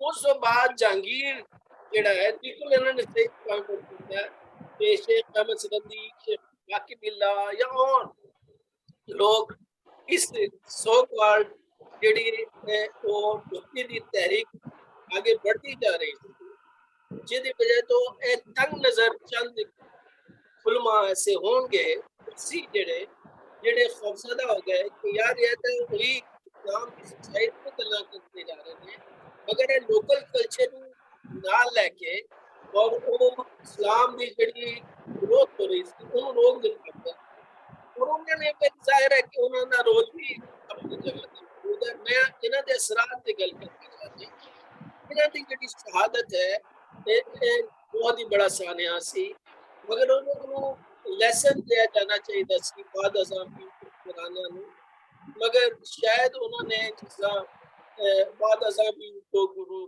شہید ہوئے ہیں وہ نہیں ہونے چاہیے سی، اگر آج تک انہوں نے یہ لیگیسی چل رہی ہے کہ کردہ حکمران ہے، کردہ ایک ایڈوکیٹس ہے، رولر ہے، مگر وہ اثرات دو کمیونٹیز دے درمیان اور مذاہب دے درمیان وہ برے اثرات مرتب کرتے ہیں۔ اسی یہی چیز جڑی ہے یہ اثرات اسی میڈیا موومنٹ دے وچ اسی دیکھتے ہیں کہ دونوں مذاہب دے لوگوں نو ٹیمپریلی ایموشنلی ایکسپلائٹ کیتا جاتا ہے، لہذا وہ اسی جنہاں سکھ لیڈرز دے درمیان ایک بہترین اسی کوارڈینیشن دیکھ سکتے سی، لیکن اینا لیگیسی دی وجہ سے گرو گوبند سنگھ دی، تیگ بہادر دی اور خاص کر گرو ارجن دیو جی دی جڑی لیگیسی سی او دے اثرات اسی دیکھتے ہیں موجود ہے۔ اسی طرح مسلمانوں دے اندر بھی ایک ڈر خوف ڈال دیتا گیا، ڈسٹارٹ کر دیتا گیا اس پوری نو۔ ظاہر ہے جو سیکریٹ ساڈا تے تھا رنجیت سنگھ دا اور جو کہ بالکل انتہائی ڈفرنٹ سٹوری ہے، جو کہ میرے اسٹوڈنٹ نے پی ایچ ڈی دے کام کرتے روبینہ نے اسی چیلنج کیتا ہے، انہوں سی کوشش کی تھی کبھی یہ سکھ پیریڈ نو پازیٹیو مدے کے پہلو نے وہ دیکھیے۔ تو میں سمجھنا کہ گرو ارجن سنگھ نو یاد کرن دا ایک بہترین ਤਰੀਕਾ ਇਹ ਵੀ ਹੋ ਸਕਦਾ ਹੈ ਕਿ ਅਸੀਂ ਇਹਨਾਂ ਦੀ ਅਚੀਵਮੈਂਟਸ ਨੂੰ ਦੇਖਿਆ ਜਾਏ, ਅਸੀਂ ਇਹ ਦੇਖਿਆ ਜਾਏ ਕਿ ਇਹਨਾਂ ਦੇ ਨਾਲ ਕਿੰਨੇ ਮੁਸਲਮਾਨ, ਜਿਹੜਾ ਕਿ ਇਨਵੈਸਟੀਗੇਸ਼ਨ ਚਾਹੀਦੀ ਹੈ, ਕਿੰਨੇ ਮੁਸਲਮਾਨ ਇਹਨਾਂ ਦੇ ਵਿਜ਼ਿਟ ਕਰਨੇ ਸੀ, ਇਹਨਾਂ ਨਾਲ ਜੁੜੇ ਸੀ, ਔਰ ਕਿੰਨੇ ਮੁਸਲਮਾਨ ਇਹਨਾਂ ਦੀ ਵਜ੍ਹਾ ਤੋਂ, ਔਰ ਹਿੰਦੂ ਤਾਂ ਹੋਏ ਨਾ ਕਿ ਸਿੱਖ ਰਿਲੀਜਨ ਦੀ ਇਬਤਦਾ ਹੋ ਰਹੀ ਸੀ, ਆਈਡੈਂਟੀਟੀ ਆ ਰਹੀ ਸੀ, ਲੇਕਿਨ ਸ਼ਹਾਦਤ ਤੋਂ ਬਾਅਦ ਇਹਨਾਂ ਨੂੰ ਆਈਡੈਂਟੀਟੀ ਮਿਲੀ, ਔਰ ਉਸ ਆਈਡੈਂਟੀਟੀ ਦਾ ਮੈਂ ਸਮਝਦਾ ਕਿ ਸਿੱਖੀਜ਼ਮ ਔਰ ਅੱਜ ਦੇ ਜਿਹੜਾ ਮਾਡਰਨ ਸਿੱਖੀਜ਼ਮ ਹੈ ਉਹਦੇ ਵਿੱਚ ਬੜਾ ਰੋਲ ਹੈ। ਔਰ ਇਹਨਾਂ ਦੀ ਜਿਹੜੀ ਪੋਜ਼ਿਟਿਵ, ਸਾਰੀਆਂ ਪੋਜ਼ਿਟਿਵ ਹੈ ਜਿਹੜੀਆਂ ਨੇ, ਇਹਨਾਂ ਦੇ ਜਿਹੜੇ ਅਧਿ ਗ੍ਰੰਥ ਨੂੰ ਬਣਾਉਣਾ ਔਰ ਗੋਲਡਨ ਟੈਂਪਲ ਦਾ ਤਾਬੀਨ ਕਰਨਾ, ਔਰ ਜੋ ਇਹਨਾਂ ਦਾ ਸਾਰੀ ਚੀਜ਼ਾਂ ਨੇ ਉਹਨਾਂ ਦੇ ਤੇ ਜ਼ਰੂਰ ਸਾਨੂੰ ਮਜ਼ੀਦ ਤਰੀਕੇ ਨਾਲ ਕੰਮ ਹੋਇਆ ਹੋਏਗਾ, ਉਹਨੂੰ ਜ਼ਿਆਦਾਤਰ ਡਿਸਕਸ ਕਰਨ ਦੀ ਜ਼ਰੂਰਤ ਹੈ। ਲੇਕਿਨ ਪੁਰਤਗੀ ਜਾਂ ਰੇਂਜ ਦੇ ਵਿੱਚ ਇੱਕ ਜਵਾਨ ਇਨਸਾਨ ਨੂੰ ਗਲਤ ਫਹਿਮੀਆਂ ਦੀ ਬੁਨਿਆਦ ਤੇ, ਮੁਖਤਲਿਫ ਕਰੈਕਟਰਸ ਦੇ ਕੰਪਲੈਕਸਿਸ ਦੀ ਬੁਨਿਆਦ ਤੇ, ਐਵੇਲਿਬਿਲਿਟੀ ਦੀ ਬੁਨਿਆਦ ਤੇ, ਪਰਸਨਲ ਗ੍ਰੰਚਸ ਦੀ ਬੁਨਿਆਦ ਉੱਤੇ ਸ਼ਹੀਦ ਕਰ ਦੇਣਾ, ਔਰ ਅਗਰ ਉਹ ਜ਼ਿੰਦਾ ਰਹਿੰਦੇ तो भी बहुत बड़े बड़े काम कर जाते। तो मैं समझना कि एक स्याह डब्बा है तारीख का, और मगर जाहिर है कि शहादत बहुत बड़ा रुतबा है, और गुरु मेरे ख्याल पहले गुरु जेदे शहीद होए हैं, और उन्होंने यकीनन उन्होंने वजह तो सिख मजहब ਨੂੰ ग्रोथ मिली। Thank you. I just want to say this. मैं बहुत बहुत ਧੰਨਵਾਦ ਕਰਦਾ ਜੀ ਇਕਬਾਲ ਚਾਵਲਾ ਜੀ ਦਾ। ਔਰ ਜਿਸ ਤਰ੍ਹਾਂ ਕਿ ਅਸੀਂ ਸਾਰੇ ਸ਼ਹਾਦਤ ਦੇ ਉੱਤੇ ਡਿਸਕਸ਼ਨ ਕਰ ਰਹੇ ਹਾਂ, ਹਰ ਬੰਦੇ ਦੇ ਆਪਣੇ ਆਪਣੇ ਪਹਿਲੂ ਨੇ, ਆਪਣੀ ਆਪਣੀ ਸੋਚ ਹੈ। ਔਰ ਮੈਂ ਹੁਣ ਬੇਨਤੀ ਕਰਾਂਗਾ ਆਪਣੇ ਕੁਲਮੋਹਨ ਸਿੰਘ ਜੀ ਦਾ, ਇਹ ਸਾਡੇ ਦਿੱਲੀ ਸਿੱਖ ਗੁਰਦੁਆਰਾ ਪ੍ਰਬੰਧਕ ਕਮੇਟੀ ਦੇ ਜਨਰਲ ਸੈਕਟਰੀ ਰਹੇ ਨੇ, ਬੈਂਕਰ ਨੇ, ਔਰ ਬੜੇ ਵੱਡੇ ਜਿਹੜੇ ਨੇ ਇੱਕ ਕਿਸਮ ਦੇ ਮੈਂ ਕਹਿ ਸਕਦਾ ਵਾਂ ਸਿੱਖੀ ਸੋਚ, ਇੱਕ ਸਕਾਲਰ ਵੀ ਕਹਿ ਲਈਏ। ਇਹਨਾਂ ਦੇ ਕਾਫੀਆਂ ਸੇਵਾਵਾਂ ਨੇ ਕੌਮ ਪ੍ਰਤੀ, ਔਰ ਖਾਲੀ ਦਿੱਲੀ ਦੇ ਵਿੱਚ ਨਹੀਂ ਨੇ, ਪਟਨਾ ਸਾਹਿਬ ਬਿਹਾਰ ਦਲ ਵੀ ਨੇ, ਔਰ ਅਕਾਲੀ ਦਲ ਦੇ ਵਿੱਚ ਬੜਾ ਲੰਬਾ ਸਮਾਂ ਇਹਨਾਂ ਨੇ ਆਪਣਾ ਦਿੱਤਾ। ਔਰ ਮੈਂ ਅੱਜ ਸਪੈਸ਼ਲ ਇਹਨਾਂ ਨੂੰ ਇਨਵਾਈਟ ਕੀਤਾ ਸੀ, ਇਹਨਾਂ ਨੂੰ ਬੇਨਤੀ ਕੀਤੀ ਸੀ, ਇਹਨਾਂ ਨੇ ਸਮਾਂ ਕੱਢਿਆ, ਧੰਨਵਾਦ ਕਰਦਾ। ਮੈਂ ਇਹਨਾਂ ਨੂੰ ਹੁਣ ਬੇਨਤੀ ਕਰਦਾ ਵਾਂ ਕਿ ਵੀ ਹੁਣ ਇਸ ਦੇ ਉੱਤੇ ਜਿਹੜੇ ਨੇ ਆਪਣੇ ਅਲਫਾਜ਼, ਆਪਣੀ ਸੋਚ ਜਾਂ ਜੋ ਇਹਨਾਂ ਦੇ ਅੱਜ ਮਨ ਦੇ ਵਿੱਚ ਹੈ ਉਹ ਰੱਖਣ ਜੀ। ਸਾਰੇ ਡਾਕਟਰ ਸਾਹਿਬ ਇੱਕ ਮਿੰਟ ਮਾਜ਼ਰਤ ਨਾਲ ਮਾਫੀ ਚਾਹਨਾ, ਸਾਨੂੰ ਜੁਆਇਨ ਕੀਤਾ ਜੇ ਸੁਖਵਿੰਦਰ ਜੀ ਨੇ, ਉਹਨਾਂ ਨੂੰ ਅਸੀਂ ਜੀ ਆਇਆਂ ਨੂੰ ਕਹਿੰਦੇ ਆ। ਸਾਨੂੰ ਪ੍ਰਿਥਵੀ ਜੀ ਜੁਆਇਨ ਕਰ ਗਏ ਨੇ, ਵੈਲਕਮ ਸਰ। ਡਾਕਟਰ ਸਾਹਿਬ ਪ੍ਰਿਥਵੀ ਜੀ ਨੂੰ ਵੌਇਸ ਨਹੀਂ ਜਾ ਰਹੀ ਹੈਗੀ, ਆਈ ਡੋਂਟ ਨੋ ਕਿਉਂ, ਮੈਨੂੰ ਹੁਣ ਪਤਾ ਲੱਗਣਾ ਚੈੱਕ ਕਰਨਾ ਪਏਗਾ। ਬਾਕੀ ਅਸੀਂ ਦੋਨਾਂ ਨੂੰ ਜੀ ਆਇਆਂ ਨੂੰ ਆਖਨੇ ਆ ਜੀ। ਡਾਕਟਰ ਸਾਹਿਬ ਤੁਸੀਂ ਹੁਣ ਗੱਲ ਜਾਰੀ ਰੱਖੋ ਜੀ। ਕਲਮੋਹਨ ਜੀ। ਸਭ ਤੋਂ ਪਹਿਲਾਂ ਤਾਂ Dayal Singh research and cultural forum ਦਾ ਪਾਕਿਸਤਾਨ 'ਚ ਬੈਠੇ ਡਾਇਰੈਕਟਰ ਸਾਹਿਬ ਔਰ ਮੇਰੇ ਛੋਟੇ ਵੀਰ ਸਾਧੂ ਭੁਪਿੰਦਰ ਸਿੰਘ ਜੀ, ਤੁਹਾਡਾ ਦੋਨਾਂ ਦਾ ਬਹੁਤ ਬਹੁਤ ਸ਼ੁਕਰੀਆ ਕਿ ਤੁਸੀਂ ਅੱਜ ਗੁਰੂ ਅਰਜਨ ਸਾਹਿਬ ਸੱਚੇ ਪਾਤਸ਼ਾਹ ਦੀ ਸ਼ਹਾਦਤ ਦੇ ਉੱਤੇ ਜਿਹੜੀਆਂ ਇਤਿਹਾਸਕ ਗੱਲਾਂ ਨੇ ਉਹ ਹਰ ਬੁਲਾਰਾ ਆਪਣੇ ਤਰੀਕੇ ਦੇ ਨਾਲ ਗੱਲ ਕਰ ਰਿਹਾ ਹੈ, ਲੇਕਿਨ ਇਤਿਹਾਸ ਆਪਣੀ ਥਾਂ ਤੇ ਖੜਾ ਹੈ ਜਿਹੜਾ ਕਿ ਕੇਂਦਰਿਤ ਹੈ। ਔਰ ਇਤਿਹਾਸ ਜਿਹੜਾ ਹੈ ਉਹਨਾਂ ਨੂੰ ਅਸੀਂ ਜਾਂ ਮੈਂ ਜਾਂ ਕੋਈ ਵੀ, ਮੇਰੇ ਨਾਲ ਡਾਕਟਰ ਕਲਿਆਣ ਸਿੰਘ ਹੋਰੀ ਵੀ ਇਸ ਗੱਲ ਤੋਂ ਸਹਿਮਤ ਹੋਣਗੇ, ਇਤਿਹਾਸ ਦੀਆਂ ਲਾਈਨਾਂ ਨੂੰ ਅਸੀਂ ਕਦੀ ਵੀ ਬਦਲ ਨਹੀਂ ਸਕਦੇ, ਲੇਕਿਨ ਇਤਿਹਾਸ ਤੋਂ ਸਬਕ ਜ਼ਰੂਰ ਲੈ ਸਕਦੇ ਹਾਂ। ਇਹ ਇੱਕ ਬੁੱਧਜੀਵੀਆਂ ਦਾ ਕੰਮ ਹੈ ਕਿ ਆਉਣ ਵਾਲੀਆਂ ਪੀੜ੍ਹੀਆਂ ਵਾਸਤੇ ਐਸੀ ਬੁਨਿਆਦ ਕ੍ਰੀਏਟ ਕੀਤੀ ਜਾਵੇ ਤਾਂ ਕਿ ਜਿਹਦੇ ਨਾਲ ਇਤਿਹਾਸ ਦੇ ਪਿਛੋਕੜ ਤੋਂ ਅਸੀਂ ਕੀ ਸਿੱਖਿਆ ਹੈ, ਅਸੀਂ ਕੀ ਸਮਾਜ ਨੂੰ ਦਿੱਤਾ ਹੈ, ਇਹ ਸਾਰੀਆਂ ਗੱਲਾਂ ਨੇ। ਅੱਜ ਗੁਰੂ ਅਰਜਨ ਸਾਹਿਬ ਸੱਚੇ ਪਾਤਸ਼ਾਹ ਤੇ ਜਿੱਥੇ ਡਾਕਟਰ ਸਾਹਿਬ ਨੇ ਪਹਿਲੇ ਗੱਲ ਕੀਤੀ, ਡਾਕਟਰ ਚਾਵਲਾ ਨੇ ਗੱਲ ਕੀਤੀ, ਉੱਥੇ ਮੈਂ ਇਸ ਗੱਲ ਨੂੰ ਉਹਨਾਂ ਦੇ ਜਨਮ ਦੀ ਗੱਲ ਨਹੀਂ ਕਰਾਂਗਾ, ਉਹਨਾਂ ਦੇ ਮਾਤਾ ਪਿਤਾ ਦੀ ਗੱਲ ਨਹੀਂ ਕਰ ਰਿਹਾ, ਅੱਗੇ ਵਧਣ ਦੀ ਗੱਲ ਕਰਾਂਗਾ। ਇਤਿਹਾਸਿਕ ਫੈਕਟ ਸਾਰਿਆਂ ਸਾਹਮਣੇ ਹੈਗੇ। ਔਰ ਅੱਜ ਜਿਹੜੇ ਵਿਗਿਆਨਿਕ ਯੁੱਗ 'ਚ ਅਸੀਂ ਚੱਲ ਰਹੇ ਹਾਂ, ਉੱਥੇ ਮੈਨੂੰ ਲੱਗਦਾ ਕਿ ਅੱਜ ਦੁਨੀਆ ਨੇ ਸਾਨੂੰ, ਇੰਟਰਨੈਟ ਨੇ ਸਾਨੂੰ ਇੰਨਾ ਨੇੜੇ ਲਿਆ ਦਿੱਤਾ ਹੈ ਕਿ ਅਸੀਂ ਇੱਕ ਗਲੋਬਲ ਵਿਲੇਜ ਜਿਹੜਾ ਤਬਦੀਲ ਹੋ ਚੁੱਕੇ ਹਾਂ।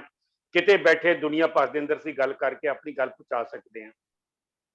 ਗੁਰੂ ਅਰਜਨ ਸਾਹਿਬ ਸੱਚੇ ਪਾਤਸ਼ਾਹ ਦੀ ਸ਼ਹਾਦਤ ਤੋਂ ਨਾਲ ਜਿਹੜੀ ਡਾਕਟਰ ਇਕਬਾਲ ਚਾਵਲਾ ਗੱਲ ਕਰ ਰਹੇ ਸਨ ਕਿ ਉਹਨਾਂ ਦੀਆਂ ਜੀਵਨ ਦੀਆਂ ਜਿਹੜੀਆਂ ਚੰਗਿਆਈਆਂ, ਗੁਰੂ ਸਾਹਿਬ ਜੀ ਦੀਆਂ ਚੰਗਿਆਈਆਂ ਤਾਂ ਜ਼ਿੰਦਗੀ ਭਰ ਚੰਗਿਆਈਆਂ ਹੀ ਸੀ, ਜਿਹਦੇ ਕਰਕੇ ਸ਼ਹਾਦਤ ਦਾ ਜਿਹੜਾ ਰੂਪ ਉਹਨਾਂ ਨੂੰ ਜਾਮ ਪੀਣਾ ਪਿਆ। ਤੇ ਇੱਥੇ ਆਪਾਂ ਗੱਲ ਕਰਦੇ ਹਾਂ ਕਿ ਗੁਰੂ ਅਰਜਨ ਸਾਹਿਬ ਜੀ ਦੀ ਜਿਹੜੀ ਸ਼ਹਾਦਤ ਹੁੰਦੀ ਹੈ, ਉਸ ਸ਼ਹਾਦਤ ਤੋਂ ਪਹਿਲਾਂ ਉਹ ਕਿਹੜੇ ਐਸੇ ਚੀਜ਼ਾਂ ਸਨ ਜਿਨ੍ਹਾਂ ਨੇ ਸਮਾਜ ਦੇ ਅੰਦਰ ਉਹਨਾਂ ਦੇ ਪ੍ਰਤੀ ਆਕਰਸ਼ਣ ਪੈਦਾ ਕੀਤਾ।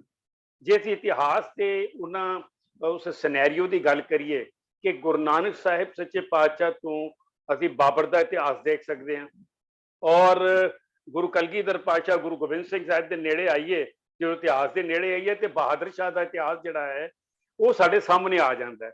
ਤੇ ਇਹ ਜਿਹੜਾ ਇੱਕ ਪੀਰੀਅਡ ਹੈਗਾ ਗੁਰੂ ਨਾਨਕ ਸਾਹਿਬ ਤੋਂ ਲੈ ਕੇ ਗੁਰੂ ਗੋਬਿੰਦ ਸਿੰਘ ਜੀ ਤੱਕ, ਤੇ ਬਾਬਰ ਤੋਂ ਲੈ ਕੇ ਲੋਧੀ ਬਾਬਰ ਤੋਂ ਲੈ ਕੇ ਤੇ ਅਸੀਂ ਅਗਰ ਇੱਥੋਂ ਤੱਕ ਆਉਂਦੇ ਹਾਂ ਕਿ ਕਹਿੰਦੇ ਨੇ ਬਹਾਦਰ ਸ਼ਾਹ ਤੱਕ, ਇਹ ਪੀਰੀਅਡ ਦੋਨਾਂ ਦਾ ਇਤਿਹਾਸਿਕ ਤੌਰ ਤੇ ਸੇਮ ਹੈਗਾ। ਔਰ ਇਹਦੇ ਵਿਚਕਾਰ ਇਤਿਹਾਸ ਦੇ ਬਹੁਤ ਸਾਰੇ ਵਰਕੇ ਉਹਦੇ ਜੋੜੇ ਨੇ, ਜਿਹੜਾ ਵਰਕਿਆਂ ਦੇ ਉੱਤੇ ਚਰਚਾ ਸਮੇਂ-ਸਮੇਂ ਤੇ ਹੁੰਦੀ ਰਹਿਣੀ ਚਾਹੀਦੀ ਹੈ। ਮੈਂ ਗੱਲ ਕਰਾਂਗਾ ਗੁਰੂ ਅਰਜਨ ਸਾਹਿਬ ਸੱਚੇ ਪਾਤਸ਼ਾਹ ਨੇ ਜ਼ਿੰਦਗੀ ਦੇ ਵਿਚਕਾਰ ਜਿਹੜੀ ਸੇਵਾ ਦਾ ਕਨਸੈਪਟ ਆਪਣੀ ਜ਼ਿੰਦਗੀ ਦੇ ਵਿੱਚ ਦਿੱਤਾ ਸੀ, ਉਹ ਇੱਕ ਬੇਮਿਸਾਲ ਸੇਵਾ ਸੀ। ਉਸ ਵੇਲੇ ਇਹ ਗੱਲ ਕਰਦੇ ਨਹੀਂ ਕਿ ਕੋੜੀਆਂ ਦੀ, ਜਿਨ੍ਹਾਂ ਨੂੰ ਕੋਈ ਵੇਖਣ ਵਾਲਾ ਨਹੀਂ ਸੀ, ਪਿੰਡ ਦੇ ਵਿਚਕਾਰ ਕੋਈ ਕੋੜੀ ਹੁੰਦਾ ਸੀ ਨਾ ਤੇ ਉਹਨੂੰ ਪਿੰਡ ਦੇ ਵਿਚਕਾਰੋਂ ਬਾਹਰ ਕੱਢ ਕੇ ਇੱਕ ਝੁੱਗੀ ਪਾ ਦਿੱਤੀ ਜਾਂਦੀ ਸੀ ਤੇ ਉਸ ਜਗ੍ਹਾ ਦੇ ਉੱਤੇ ਉਹਨੂੰ ਰੱਖਿਆ ਜਾਂਦਾ ਸੀ ਤਾਂ ਕਿ ਉਹ ਪਿੰਡ ਦੇ ਕਿਸੇ ਬੰਦੇ ਦੇ ਨੇੜੇ ਵੀ ਨਾ ਆ ਜਾਵੇ। ਤੇ ਗੁਰੂ ਅਰਜਨ ਸਾਹਿਬ ਸੱਚੇ ਪਾਤਸ਼ਾਹ ਨੇ ਕੋੜੀਆਂ ਦੇ ਇਲਾਜ ਵਾਸਤੇ ਤਰਨ ਤਾਰਨ ਦੇ ਅੰਦਰ ਇੱਕ ਐਸਾ ਸਥਾਨ ਬਣਾਤਾ ਜਿੱਥੇ ਕਿਸੇ ਦੇ ਉੱਤੇ ਕੋਈ ਭੇਦਭਾਵ ਨਹੀਂ, ਕੋਈ ਜਾਤ ਦਾ, ਕੋਈ ਰੰਗ ਦਾ, ਕੋਈ ਧਰਮ ਦਾ ਭੇਦਭਾਵ ਨਹੀਂ, ਉਸ ਦੇ ਬਿਮਾਰੀ ਨੂੰ ਦੂਰ ਕਰਨ ਦੀ ਗੱਲ ਕਰੀ।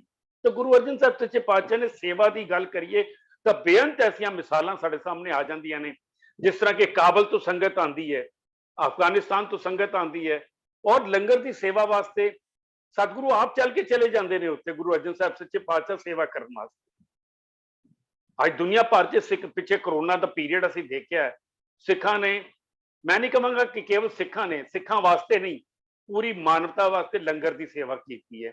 ਇਹਦੀ ਬੁਨਿਆਦ ਗੁਰੂ ਅਰਜਨ ਸਾਹਿਬ ਸੱਚੇ ਪਾਤਸ਼ਾਹ ਨੇ, ਗੁਰੂ ਨਾਨਕ ਸਾਹਿਬ ਸੱਚੇ ਪਾਤਸ਼ਾਹ ਨੇ ਜੀ ਆਪਣੇ ਵੇਲੇ ਰੱਖੀ ਸੀ। ਉਸੇ ਬੁਨਿਆਦ ਨੂੰ ਅੱਗੇ ਤੋਰਿਆ ਗਿਆ ਹੈ ਔਰ ਉਸੇ ਬੁਨਿਆਦ 'ਚ ਅੱਜ ਆਕਸੀਜਨ ਦੇ ਲੰਗਰ ਹੋਣ। ਚਲੋ ਮੈਂ ਰੈਲੇਵੈਂਟ ਇਸ਼ੂ ਇਸ ਕਰਕੇ ਨਾਲ ਜੋੜਿਆ ਕਿਉਂਕਿ ਅੱਜ ਅਸੀਂ ਵੇਖਿਆ ਹੈ ਆਪਣੇ ਸਾਹਮਣੇ ਦੁਨੀਆ ਭਰ ਦੇ ਗੁਰਦੁਆਰਾ ਸਾਹਿਬਾਨ ਤੋਂ ਲੰਗਰ ਜਿਹੜਾ ਸੀ ਉਹ ਮਨੁੱਖਤਾ ਵਾਸਤੇ ਪਹੁੰਚਾਇਆ ਗਿਆ।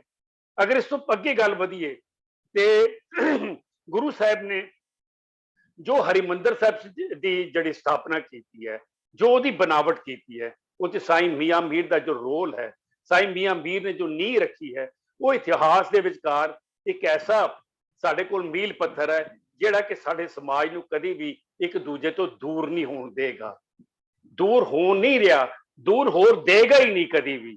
ਕਿਉਂਕਿ ਸਾਈਂ ਮੀਆਂ ਮੀਰ ਦੀ ਨੀਂਹ ਜਿਹੜੀ ਹੈ ਦਰਬਾਰ ਸਾਹਿਬ ਦੇ ਅੰਦਰ ਜਿਹੜੀ ਇੱਟ ਰੱਖੀ ਹੈ, ਉਹ ਇੱਟ ਮਨੁੱਖਤਾ ਦੀ ਇੱਟ ਸੀ, ਮਾਨਵਤਾ ਦੀ ਇੱਟ ਸੀ, ਹਿਊਮੈਨਿਟੀ ਦੀ ਇੱਟ ਸੀ, ਜਿਸ ਇੱਟ ਨੇ ਗੁਰੂ ਅਰਜਨ ਸਾਹਿਬ ਸੱਚੇ ਪਾਤਸ਼ਾਹ ਨੇ ਉਹਨਾਂ ਕੋਲ ਰਖਵਾ ਕੇ ਇੱਕ ਐਸੀ ਮਿਸਾਲ ਕਾਇਮ ਕਰ ਦਿੱਤੀ ਸੀ ਕਿ ਆਉਣ ਵਾਲੇ ਯੁੱਗਾਂ ਤੱਕ ਇਹ ਸਮਾਜ ਨੂੰ ਮਨੁੱਖਤਾ ਤੋਂ ਕੋਈ ਦੂਰ ਨਾ ਕਰ ਸਕੇ।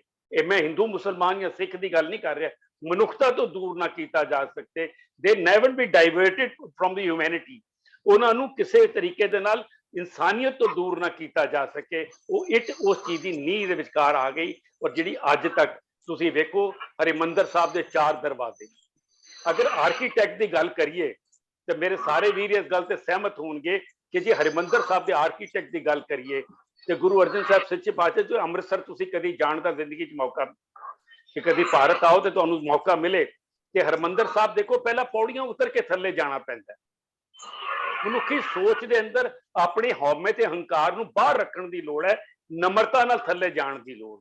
ਔਰ ਜਦੋਂ ਤੁਸੀਂ ਨਮਰਤਾ ਨਾਲ ਥੱਲੇ ਜਾਂਦੇ ਹੋ ਤੇ ਉਸ ਤੋਂ ਬਾਅਦ ਜਦੋਂ ਪਰਿਕਰਮਾ ਚੋਂ ਲੰਘਦੇ ਹੋ, ਇਸ ਪਰਿਕਰਮਾ ਦੀ ਅਗਰ ਗੱਲ ਕਰੀਏ ਤੇ ਵੇਲੇ ਦੀ ਹਕੂਮਤਾਂ ਨੇ ਜੋ ਕੁਝ ਉੱਤੇ ਕੀਤਾ ਤੇ ਅੱਜ ਉੱਤੇ ਜਿਹੜੀ ਧਰਤੀ ਹੈ ਉਹਦੇ ਤੇ ਅਗਰ ਫਰਸ਼ ਤੇ ਪੈਰ ਰੱਖੀਏ ਨਾ ਤੇ ਇੰਜ ਜਾਪਦਾ ਕਿਸੇ ਸ਼ਹੀਦ ਦੇ ਖੂਨ ਦੇ ਉੱਤੋਂ ਲੰਘ ਕੇ ਜਾ ਰਹੇ ਹਾਂ। ਮਨ ਦੇ ਅੰਦਰ ਇੱਕ ਐਸਾ ਇੱਕ ਔਰਾ ਕ੍ਰੀਏਟ ਹੁੰਦਾ ਜਿਹੜਾ ਔਰਾ ਸਾਨੂੰ ਉਹਦੇ ਨਾਲ ਜੋੜਦਾ ਹੈ ਕਿ ਇੱਥੇ ਇੱਕ ਐਸੀ ਚੀਜ਼ ਹੈ ਜਿਹੜੀ ਇਨਸਾਨ ਨੂੰ ਉਹਦੇ ਨਾਲ ਜੋੜਦੀ ਪਈ ਹੈ। ਉਹਦੇ 4 ਦਰਵਾਜ਼ੇ ਕਿਸੇ ਧਰਮ, ਜਾਤ, ਰੰਗ ਵਾਸਤੇ ਬੰਦ ਨਹੀਂ ਨੇ। ਹਰ ਪਾਸਿਓਂ ਕੋਈ ਵੀ ਬੰਦਾ ਆ ਸਕਦਾ ਹੈ, ਕਿਸੇ ਧਰਮ ਦਾ ਬੰਦਾ ਆ ਸਕਦਾ ਹੈ, ਆਪਣੀ ਇਬਾਦਤ ਦੇ ਨਾਲ ਉੱਥੇ ਆ ਕੇ ਉਹਦੀਆਂ ਮਾਨਤਾਵਾਂ ਨੂੰ ਧਿਆਨ ਰੱਖਦਿਆਂ ਹੋਇਆਂ ਉੱਥੇ ਆਪਣੀ ਹਕੀਕਤ ਪੇਸ਼ ਕਰ ਸਕਦਾ ਹੈ ਔਰ ਕਿਸੇ ਵਾਸਤੇ ਕੋਈ ਰੋਕ ਟੋਕ ਨਹੀਂ ਹੈ। ਅਗਰ ਗੁਰੂ ਗ੍ਰੰਥ ਸਾਹਿਬ ਜੀ ਦੀ ਗੱਲ ਕਰੀਏ ਜਿਹਦੀ ਸੰਪਾਦਨਾ ਗੁਰੂ ਸਾਹਿਬ ਜੀ ਨੇ ਕੀਤੀ ਹੈ, ਆਦ ਗ੍ਰੰਥ ਦੀ ਗੱਲ ਕਰਦੇ ਹਾਂ, ਆਦ ਗ੍ਰੰਥ ਸਾਹਿਬ ਦੀ ਸੰਪਾਦਨਾ ਦੇ ਅੰਦਰ ਮੈਂ ਕਿਸੇ ਧਾਰਮਿਕ ਗ੍ਰੰਥ ਦੀ ਇਹ ਨਹੀਂ ਕਹਿੰਦਾ ਕਿ ਹਰ ਧਾਰਮਿਕ ਗ੍ਰੰਥ ਆਪਣੀ ਜਗ੍ਹਾ ਤੇ ਸਨਮਾਨਯੋਗ ਹੈ, ਉਹਦੀ ਆਪਣੀ ਹਰ ਧਰਮ ਦੇ ਅੰਦਰ ਉਹਦੀ ਆਪਣੀ ਇੱਕ ਮਾਨਤਾ ਔਰ ਪਿਆਰ ਤੇ ਸਤਿਕਾਰ ਹੈ, ਲੇਕਿਨ ਗੁਰੂ ਗ੍ਰੰਥ ਸਾਹਿਬ ਦੀ ਅਗਰ ਮੈਂ ਗੱਲ ਕਰਾਂ, ਜਿਹਨੂੰ ਆਦ ਗ੍ਰੰਥ ਕਰਕੇ ਗੁਰੂ ਅਰਜਨ ਸਾਹਿਬ ਸੱਚੇ ਪਾਤਸ਼ਾਹ ਨੇ ਭਾਈ ਗੁਰਦਾਸ ਜੀ ਕੋਲੋਂ ਲਿਖਾਇਆ ਸੀ, ਔਰ ਉਸ ਦੇ ਵਿਚਕਾਰ ਦੇਖੀਏ ਤੇ 6 ਕੇਵਲ ਗੁਰੂ ਸਾਹਿਬ ਦੀ ਬਾਣੀ ਹੈ, 6 ਗੁਰੂ ਸਾਹਿਬ ਦੀ ਬਾਣੀ ਹੈ, 15 ਭਗਤਾਂ ਦੀ ਬਾਣੀ ਹੈ, 11 ਭੱਟਾਂ ਦੀ ਬਾਣੀ ਹੈ, 4 ਗੁਰੂ ਕੇ ਸਿੱਖਾਂ ਦੀ ਬਾਣੀ ਹੈ। ਹੁਣ ਇੱਥੇ ਜਿਹੜੇ ਅਸੀਂ ਗੁਰੂ ਸਾਹਿਬ ਦੀ ਗੱਲ ਕਰਦੇ ਹਾਂ, ਉਸ ਤੋਂ ਬਾਅਦ ਜਦੋਂ ਅਸੀਂ ਆਉਂਦੇ ਹਾਂ ਭਗਤਾਂ ਦੇ ਉੱਤੇ, ਕਿਆ ਬਾਤ, ਗੁਰੂ ਅਰਜਨ ਸਾਹਿਬ ਸੱਚੇ ਪਾਤਸ਼ਾਹ ਦੇ ਉਸ ਸੋਚ ਨੂੰ ਜੋ ਗੁਰੂ ਨਾਨਕ ਸਾਹਿਬ ਸੱਚੇ ਪਾਤਸ਼ਾਹ ਨੇ ਬੁਨਿਆਦ ਰੱਖੀ ਸੀ, ਬਾਬਾ ਫਰੀਦ ਦੀ ਬਾਣੀ ਨੂੰ ਲੈ ਕੇ ਆਣਾ ਔਰ ਉਸ ਬਾਣੀ ਨੂੰ ਸੰਕਲਨ ਕਰਨਾ, ਉਹਦੀ ਸੰਪਾਦਨਾ ਕਰਾਣੀ, ਔਰ ਬਾਬਾ ਫਰੀਦ ਜਦੋਂ ਕੋਈ ਸਿੱਖ ਗੁਰੂ ਗ੍ਰੰਥ ਸਾਹਿਬ ਨੂੰ ਮੱਥਾ ਟੇਕਦਾ ਹੈ ਨਾ, ਤਾਂ ਬਾਬਾ ਫਰੀਦ ਨੂੰ ਵੀ ਮੱਥਾ ਟੇਕਦਾ ਹੈ, ਉਹ ਰਵਿਦਾਸ ਨੂੰ ਵੀ ਮੱਥਾ ਟੇਕਦਾ ਹੈ, ਉਹ ਕਬੀਰ ਨੂੰ ਵੀ ਮੱਥਾ ਟੇਕਦਾ ਹੈ, ਉਹ ਸਦਨੇ ਨੂੰ ਵੀ, ਕਸਾਈ ਨੂੰ ਵੀ ਮੱਥਾ ਟੇਕਦਾ ਹੈ, ਉਹ ਮੱਥਾ ਟੇਕਦਾ ਇਹ ਇਬਾਦਤ ਨੂੰ ਕਿ ਇਹਦਾ ਸੰਦੇਸ਼ ਹੈ, ਇਹਦਾ ਇੱਕ ਸੰਦੇਸ਼ ਹੈ, ਜੋ ਇਹਦਾ ਜੋ ਮੂਲ ਹੈ ਉਹ ਹੈ ਕਿ ਏਕ ਓੰਕਾਰ ਸਤਨਾਮ ਕਰਤਾ ਪੁਰਖ ਨਿਰਭਉ ਨਿਰਵੈਰ ਅਕਾਲ ਮੂਰਤ ਆਜੂਨੀ ਸਹਿਬੰਗ ਗੁਰ ਪ੍ਰਸਾਦ। ਜਿਹੜੀਆਂ ਇਹ ਮੂਲ ਮੰਤਰ ਦੀਆਂ ਸਾਡੀ ਆਰੰਭਤਾ ਆਦ ਗ੍ਰੰਥ ਸਾਹਿਬ ਦੇ ਅੰਦਰ ਹੈ, ਉਹ ਤਸਵਟੀਕ ਬਣਾਤੀ ਗਈ, ਪੈਰਾਮੀਟਰ ਕ੍ਰੀਏਟ ਕਰ ਦਿੱਤਾ ਗਿਆ ਕਿ ਇਸ ਪੈਰਾਮੀਟਰ ਦੇ ਉੱਤੇ ਜਿਹੜੇ ਵੀ ਭਗਤ ਦੀ ਬਾਣੀ ਆਂਦੀ ਹੋਏਗੀ, ਉਦੋਂ ਦੇ ਸਮਕਾਲੀ ਸਨ ਜਾਂ ਉਹਨਾਂ ਤੋਂ ਪਹਿਲੇ ਜਿਹੜੇ ਭਗਤ ਸਨ, ਉਹਨਾਂ ਦੀ ਬਾਣੀ ਨੂੰ ਹੀ ਸੰਕਲਨ ਕੀਤਾ ਗਿਆ, ਔਰ ਭਾਵੇਂ ਉਹਦੇ ਅੰਦਰ ਧਰਮ ਦੀ ਗੱਲ ਨਹੀਂ ਕੀਤੀ, ਜਾਤ ਦੀ ਗੱਲ ਨਹੀਂ ਕੀਤੀ, ਰੰਗ ਦੀ ਗੱਲ ਨਹੀਂ ਕੀਤੀ, ਉਹਨਾਂ ਦੇ ਊਚ ਨੀਚ ਦੀ ਗੱਲ ਨਹੀਂ ਕੀਤੀ, ਉੱਥੇ ਉੱਚੀ ਜਾਤ ਦੇ ਹਿੰਦੂਆਂ ਦਾ ਵੀ ਬਾਣੀ ਨੂੰ ਦਰਜ ਕੀਤਾ ਗਿਆ, ਉੱਥੇ ਕਸਾਈ ਦੀ ਬਾਣੀ ਨੂੰ ਵੀ ਦਰਜ ਕੀਤਾ ਗਿਆ, ਉੱਥੇ ਰਵਿਦਾਸ ਚਮਾਰ, ਮੈਂ ਚਮਾਰ ਸ਼ਬਦ ਅੱਜ ਦੀ ਤਰੀਕੇ 'ਚ ਅਸੀਂ ਉਹਨੂੰ ਨਹੀਂ ਵਰਤ ਸਕਦੇ, ਲੇਕਿਨ ਉਹ ਜੁੱਤੀਆਂ ਗੰਢਣ ਵਾਲਾ ਰਵਿਦਾਸ ਵੀ ਜਿਹੜਾ ਹੈ, ਉਹਦੇ ਅੰਦਰ ਗੁਰੂ ਗ੍ਰੰਥ ਸਾਹਿਬ ਦੀ ਬਾਣੀ ਦੇ ਨਾਲ ਜੁੜ ਕੇ ਉਸ ਵਿਚਕਾਰ ਇੱਕ ਗੱਲ ਡਾਕਟਰ ਸਾਹਿਬ ਵੀ ਮੇਰੀ ਗੱਲ ਨਾਲ ਸ਼ਾਇਦ ਸਹਿਮਤ ਹੋਣਗੇ, ਕਿਉਂਕਿ ਇੱਕ 250 ਸਾਲ ਦਾ ਸਫ਼ਰ ਸੀ, ਲਗਭਗ 250-300 ਸਾਲ ਦਾ ਸਫ਼ਰ ਸੀ, ਜਿਨ੍ਹਾਂ ਨੇ ਬਾਣੀਆਂ ਨੂੰ ਗੁਰਬਾਣੀ 'ਚ ਤਬਦੀਲ ਕੀਤਾ ਹੈ। ਇਹ ਮੈਂ ਲਾਈਨ ਨੂੰ ਅੰਡਰਲਾਈਨ ਕਰਨਾ ਚਾਹਾਂਗਾ ਕਿ ਉਹਨਾਂ ਬਾਣੀਆਂ ਨੂੰ ਗੁਰਬਾਣੀ 'ਚ ਤਬਦੀਲ ਕਰ ਦਿੱਤਾ। ਇਹ ਇੱਕ ਐਸਾ ਮਿਸ਼ਨ ਬਣਿਆ, ਜਿਹੜੇ ਮਿਸ਼ਨ ਨੇ ਗੁਰੂ ਗ੍ਰੰਥ ਸਾਹਿਬ ਦਾ ਸਰੂਪ ਜਿਹੜਾ ਹੈ ਉਹ ਤਿਆਰ ਹੋਇਆ ਜਦੋਂ ਕਿ ਗੁਰੂ ਗੋਬਿੰਦ ਸਿੰਘ ਜੀ ਤੱਕ ਆ ਗਿਆ, ਔਰ ਜੋ ਉੱਥੇ ਆ ਗਏ। ਹੁਣ ਅਸੀਂ ਗੱਲ ਕਰਦੇ ਹਾਂ ਉਹਨਾਂ ਦੀ ਸ਼ਹਾਦਤ ਦੀ, ਤੇ ਸ਼ਹਾਦਤ ਜਿਹੜੀ ਹੈ ਉਹਦੇ ਕਾਰਨ ਜਿਹੜੇ ਨੇ ਉਹਨਾਂ ਬਾਰੇ ਆਪਾਂ ਚਰਚਾ ਹੁਣੇ ਵੀ ਕਰਦੇ ਪਏ ਸਾਂ, ਲੇਕਿਨ ਕੁਝ ਇਤਿਹਾਸਿਕ ਤੱਥ ਵੀ ਨੇ ਜਿਹਨੂੰ ਅਸੀਂ ਅੱਖੋਂ ਓਲੇ ਨਹੀਂ ਕਰ ਸਕਦੇ। ਤੁਰਕੇ ਜੰਗੀਰੀ ਦੀ ਗੱਲ ਕਰੀਏ, ਉੱਥੇ ਉਹ ਆਪ ਹੀ ਉਹਦੀ ਜਿਹੜਾ ਰੋਜ਼ਨਾਮਚਾ ਉਹਦੇ ਅੰਦਰ ਸਾਫ਼ ਤੌਰ ਤੇ ਲਿਖਿਆ ਹੈ ਕਿ ਉਹਦੀ ਭਾਵਨਾ ਕੀ ਸੀ। ਤੋ ਇਸ ਕਰਕੇ ਇਹਨਾਂ ਭਾਵਨਾਵਾਂ ਨੂੰ ਜਿਹਨੂੰ ਅਸੀਂ ਦੇਖਦੇ ਹਾਂ ਔਰ ਇਤਿਹਾਸ ਨੂੰ ਅਸੀਂ ਭੁੱਲ ਵੀ ਨਹੀਂ ਸਕਦੇ, ਲੇਕਿਨ ਭਵਿੱਖ ਸੋਹਣਾ ਉਰਜਣਾ ਹੈ, ਸੋਹਣਾ ਭਵਿੱਖ ਬਣਾਉਣਾ ਹੈ, ਤੇ ਉਹਦੇ ਵਾਸਤੇ ਸਾਨੂੰ ਇੱਕ ਨਵੇਂ ਆਯਾਮ ਦੀ ਲੋੜ ਹੈ, ਉਹਨੂੰ ਸਮਝਣ ਦੀ ਲੋੜ ਹੈ ਕਿ ਇਸ ਸ਼ਹਾਦਤ ਵਿੱਚੋਂ ਅਸੀਂ ਕੀ ਸਿੱਖਿਆ ਹੈ। ਰਾਜ ਸੱਤਾ ਜਿਹੜੀ ਹੈ ਔਰ ਰਾਜ ਸੱਤਾ ਦੇ ਥੱਲੇ, ਕਿਉਂਕਿ ਮੈਂ ਅਗਰ ਇਸ ਗੱਲ ਦੇ ਉੱਤੇ ਮੇਰਾ ਵਿਅਕਤੀਗਤ ਸੋਚ ਹੋ ਸਕਦੀ ਹੈ, ਰਾਜ ਸੱਤਾ ਆਪਣੀ ਰਾਜ ਨੂੰ ਮਜ਼ਬੂਤ ਕਰਨ ਵਾਸਤੇ ਕਈ ਵਾਰੀ ਧਰਮ ਦੀ ਆੜ ਲੈਂਦੀ ਹੈ, ਕਈ ਵਾਰੀ ਕਿਸੇ ਨਾ ਕਿਸੇ ਤਰੀਕੇ ਦੀ ਆੜ ਲੈਂਦੀ ਹੈ, ਲੇਕਿਨ ਉਹਦੀ ਸੋਚ ਧਰਮ ਦੇ ਪ੍ਰਤੀ ਨਹੀਂ ਹੁੰਦੀ, ਉਹਦੀ ਸੋਚ ਉਹਦੇ ਰਾਜ ਦੇ ਪ੍ਰਤੀ ਹੁੰਦੀ ਹੈ। ਲੇਕਿਨ ਲੋਕਾਂ ਨੂੰ ਇਸ ਗੱਲ ਵਾਸਤੇ ਤੋੜਨ ਵਾਸਤੇ, ਉਹਦੀ ਭਾਵਨਾਵਾਂ ਨੂੰ ਨਾਲ ਜੋੜਨ ਵਾਸਤੇ ਉਹ ਧਰਮ ਦੀ ਆੜ ਲੈ ਲੈਂਦੇ। ਇਹ ਫਿਲਾਸਫੀ ਸ਼ਾਇਦ ਭਾਰਤੀ ਸਬ ਕੰਟੀਨੈਂਟ ਦੇ ਅੰਦਰ, ਇਸ ਸਬ ਕੰਟੀਨੈਂਟ ਦੇ ਅੰਦਰ ਸਾਰੇ ਮੁਲਕਾਂ ਦੇ ਅੰਦਰ ਮੈਨੂੰ ਲੱਗਦਾ ਹੈ ਕਿ ਇਦਾਂ ਹੀ ਵਾਪਰਦੀ ਪਈ ਹੈ, ਔਰ ਕਦੋਂ ਇਹਦੇ ਬਾਰੇ ਸਾਨੂੰ ਸਮਝ ਆਏਗੀ ਜਾ ਕੇ, ਇਹ ਸਾਨੂੰ ਸੋਚਣਾ ਪਏਗਾ।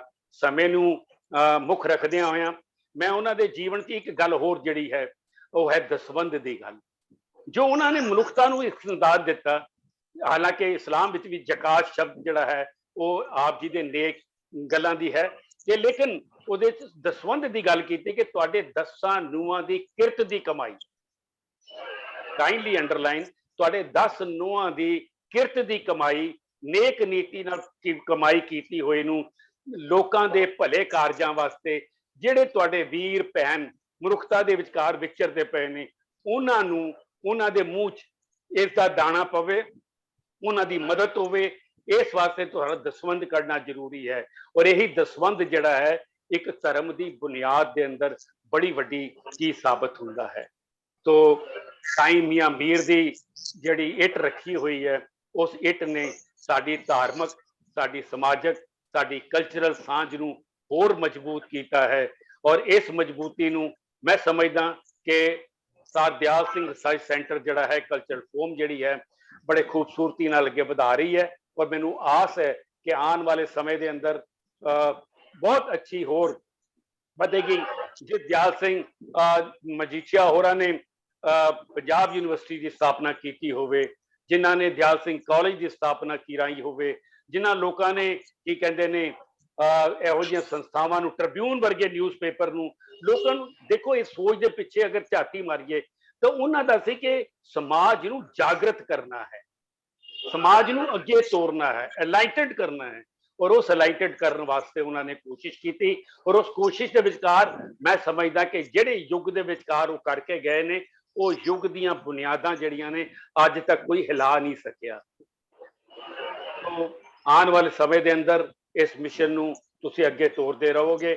ਮੈਨੂੰ ਉਮੀਦ ਹੈ ਕਿ ਅਸੀਂ ਹਮੇਸ਼ਾ ਇਹਨਾਂ ਚੰਗੀਆਂ ਗੱਲਾਂ ਬਾਰੇ ਅੱਗੇ ਵਧਦੇ ਰਵਾਂਗੇ। ਬਹੁਤ ਬਹੁਤ ਧੰਨਵਾਦ। Thank you very much all of you. You ਲਿਸਨ very peacefully ਔਰ ਮੇਰੀ ਕੋਈ ਗਲਤੀ ਰਹਿ ਗਈ ਹੋਵੇ ਤਾਂ ਮੈਨੂੰ ਖਿਮਾ ਕਰਨੀ।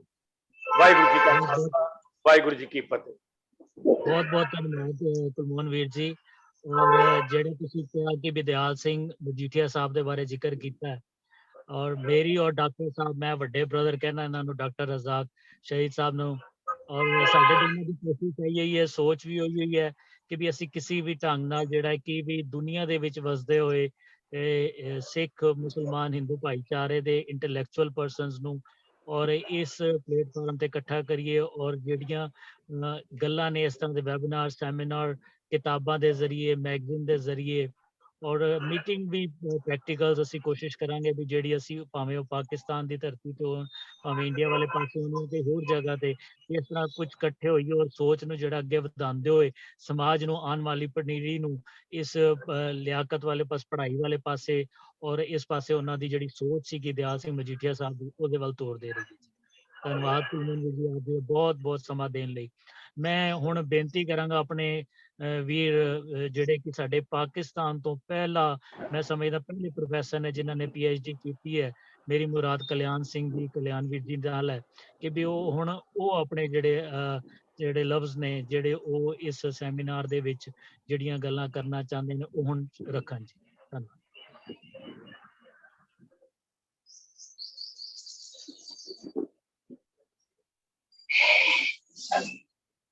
ਕੁਲਮੋਹਨ ਵੀਰ ਜੀ ਤੁਹਾਡਾ ਨੈਟ ਬੰਦ, ਤੁਹਾਡੀ ਵਾਇਸ ਬੰਦ ਹੈ, ਵਾਇਸ ਔਨ ਕਰੀਏ। ਕਲਿਆਣ ਵੀਰ ਜੀ। ਮੈਂ ਸਭ ਤੋਂ ਪਹਿਲਾਂ ਫਤਿਹ ਦੀ ਪ੍ਰਵਾਨਗੀ ਬਖਸ਼ਦਾ ਕਿ ਵਾਹਿਗੁਰੂ ਜੀ ਕਾ ਖਾਲਸਾ, ਵਾਹਿਗੁਰੂ ਜੀ ਕੀ ਫਤਿਹ। ਔਰ ਉਸ ਤੋਂ ਬਾਅਦ ਅੱਜ ਦਾ ਦਿਹਾੜਾ ਬਹੁਤ ਵੱਡਾ ਹੈ, ਇੰਪੋਰਟੈਂਟ ਹੈ। ਪਹਿਲੀ ਗੱਲ ਮੈਂ ਕਰਾਂਗਾ ਕਿ ਅਸੀਂ ਗੁਰੂ ਸਾਹਿਬ ਨੂੰ ਜਿਹੜੇ ਸ਼ਬਦ ਨੇ, ਦੇਵ ਸ਼ਬਦ, ਕਿ ਗੁਰੂ ਅਰਜਨ ਦੇਵ ਜੀ, ਮੈਂ ਇੱਥੇ ਪਾਕਿਸਤਾਨ ਦੇ ਵਿੱਚ ਬਹੁਤ ਸਾਰੇ ਦੇਵਮਾਲਾ ਦੇ ਪਹਾੜ ਵੇਖੇ ਹੋਏ ਨੇ ਤੇ ਉੱਥੇ ਜਾ ਕੇ ਦੇਵ ਸ਼ਬਦ ਬਾਰੇ ਪੁੱਛਿਆ ਕਿ ਯਾਰ ਇਹ ਦੇਵ ਹੈ ਕੀ ਹੈ। ਉਸ ਦਾ ਦੇਵ ਉਹਨਾਂ ਸਾਰਿਆਂ ਨੇ ਆਕਾਰ ਨਾਲੋਂ ਵੱਡਾ ਜਿਹੜਾ ਹੈ ਉਸ ਨੂੰ ਦੇਵ ਆਖਿਆ ਹੈ। ਔਰ ਇੱਥੇ ਦੇਵਮਾਲਾ ਦੇ ਬਹੁਤ ਵੱਡੇ ਵੱਡੇ ਪਹਾੜ ਨੇ, ਉਚਾਈ ਚ ਵੀ ਨੇ।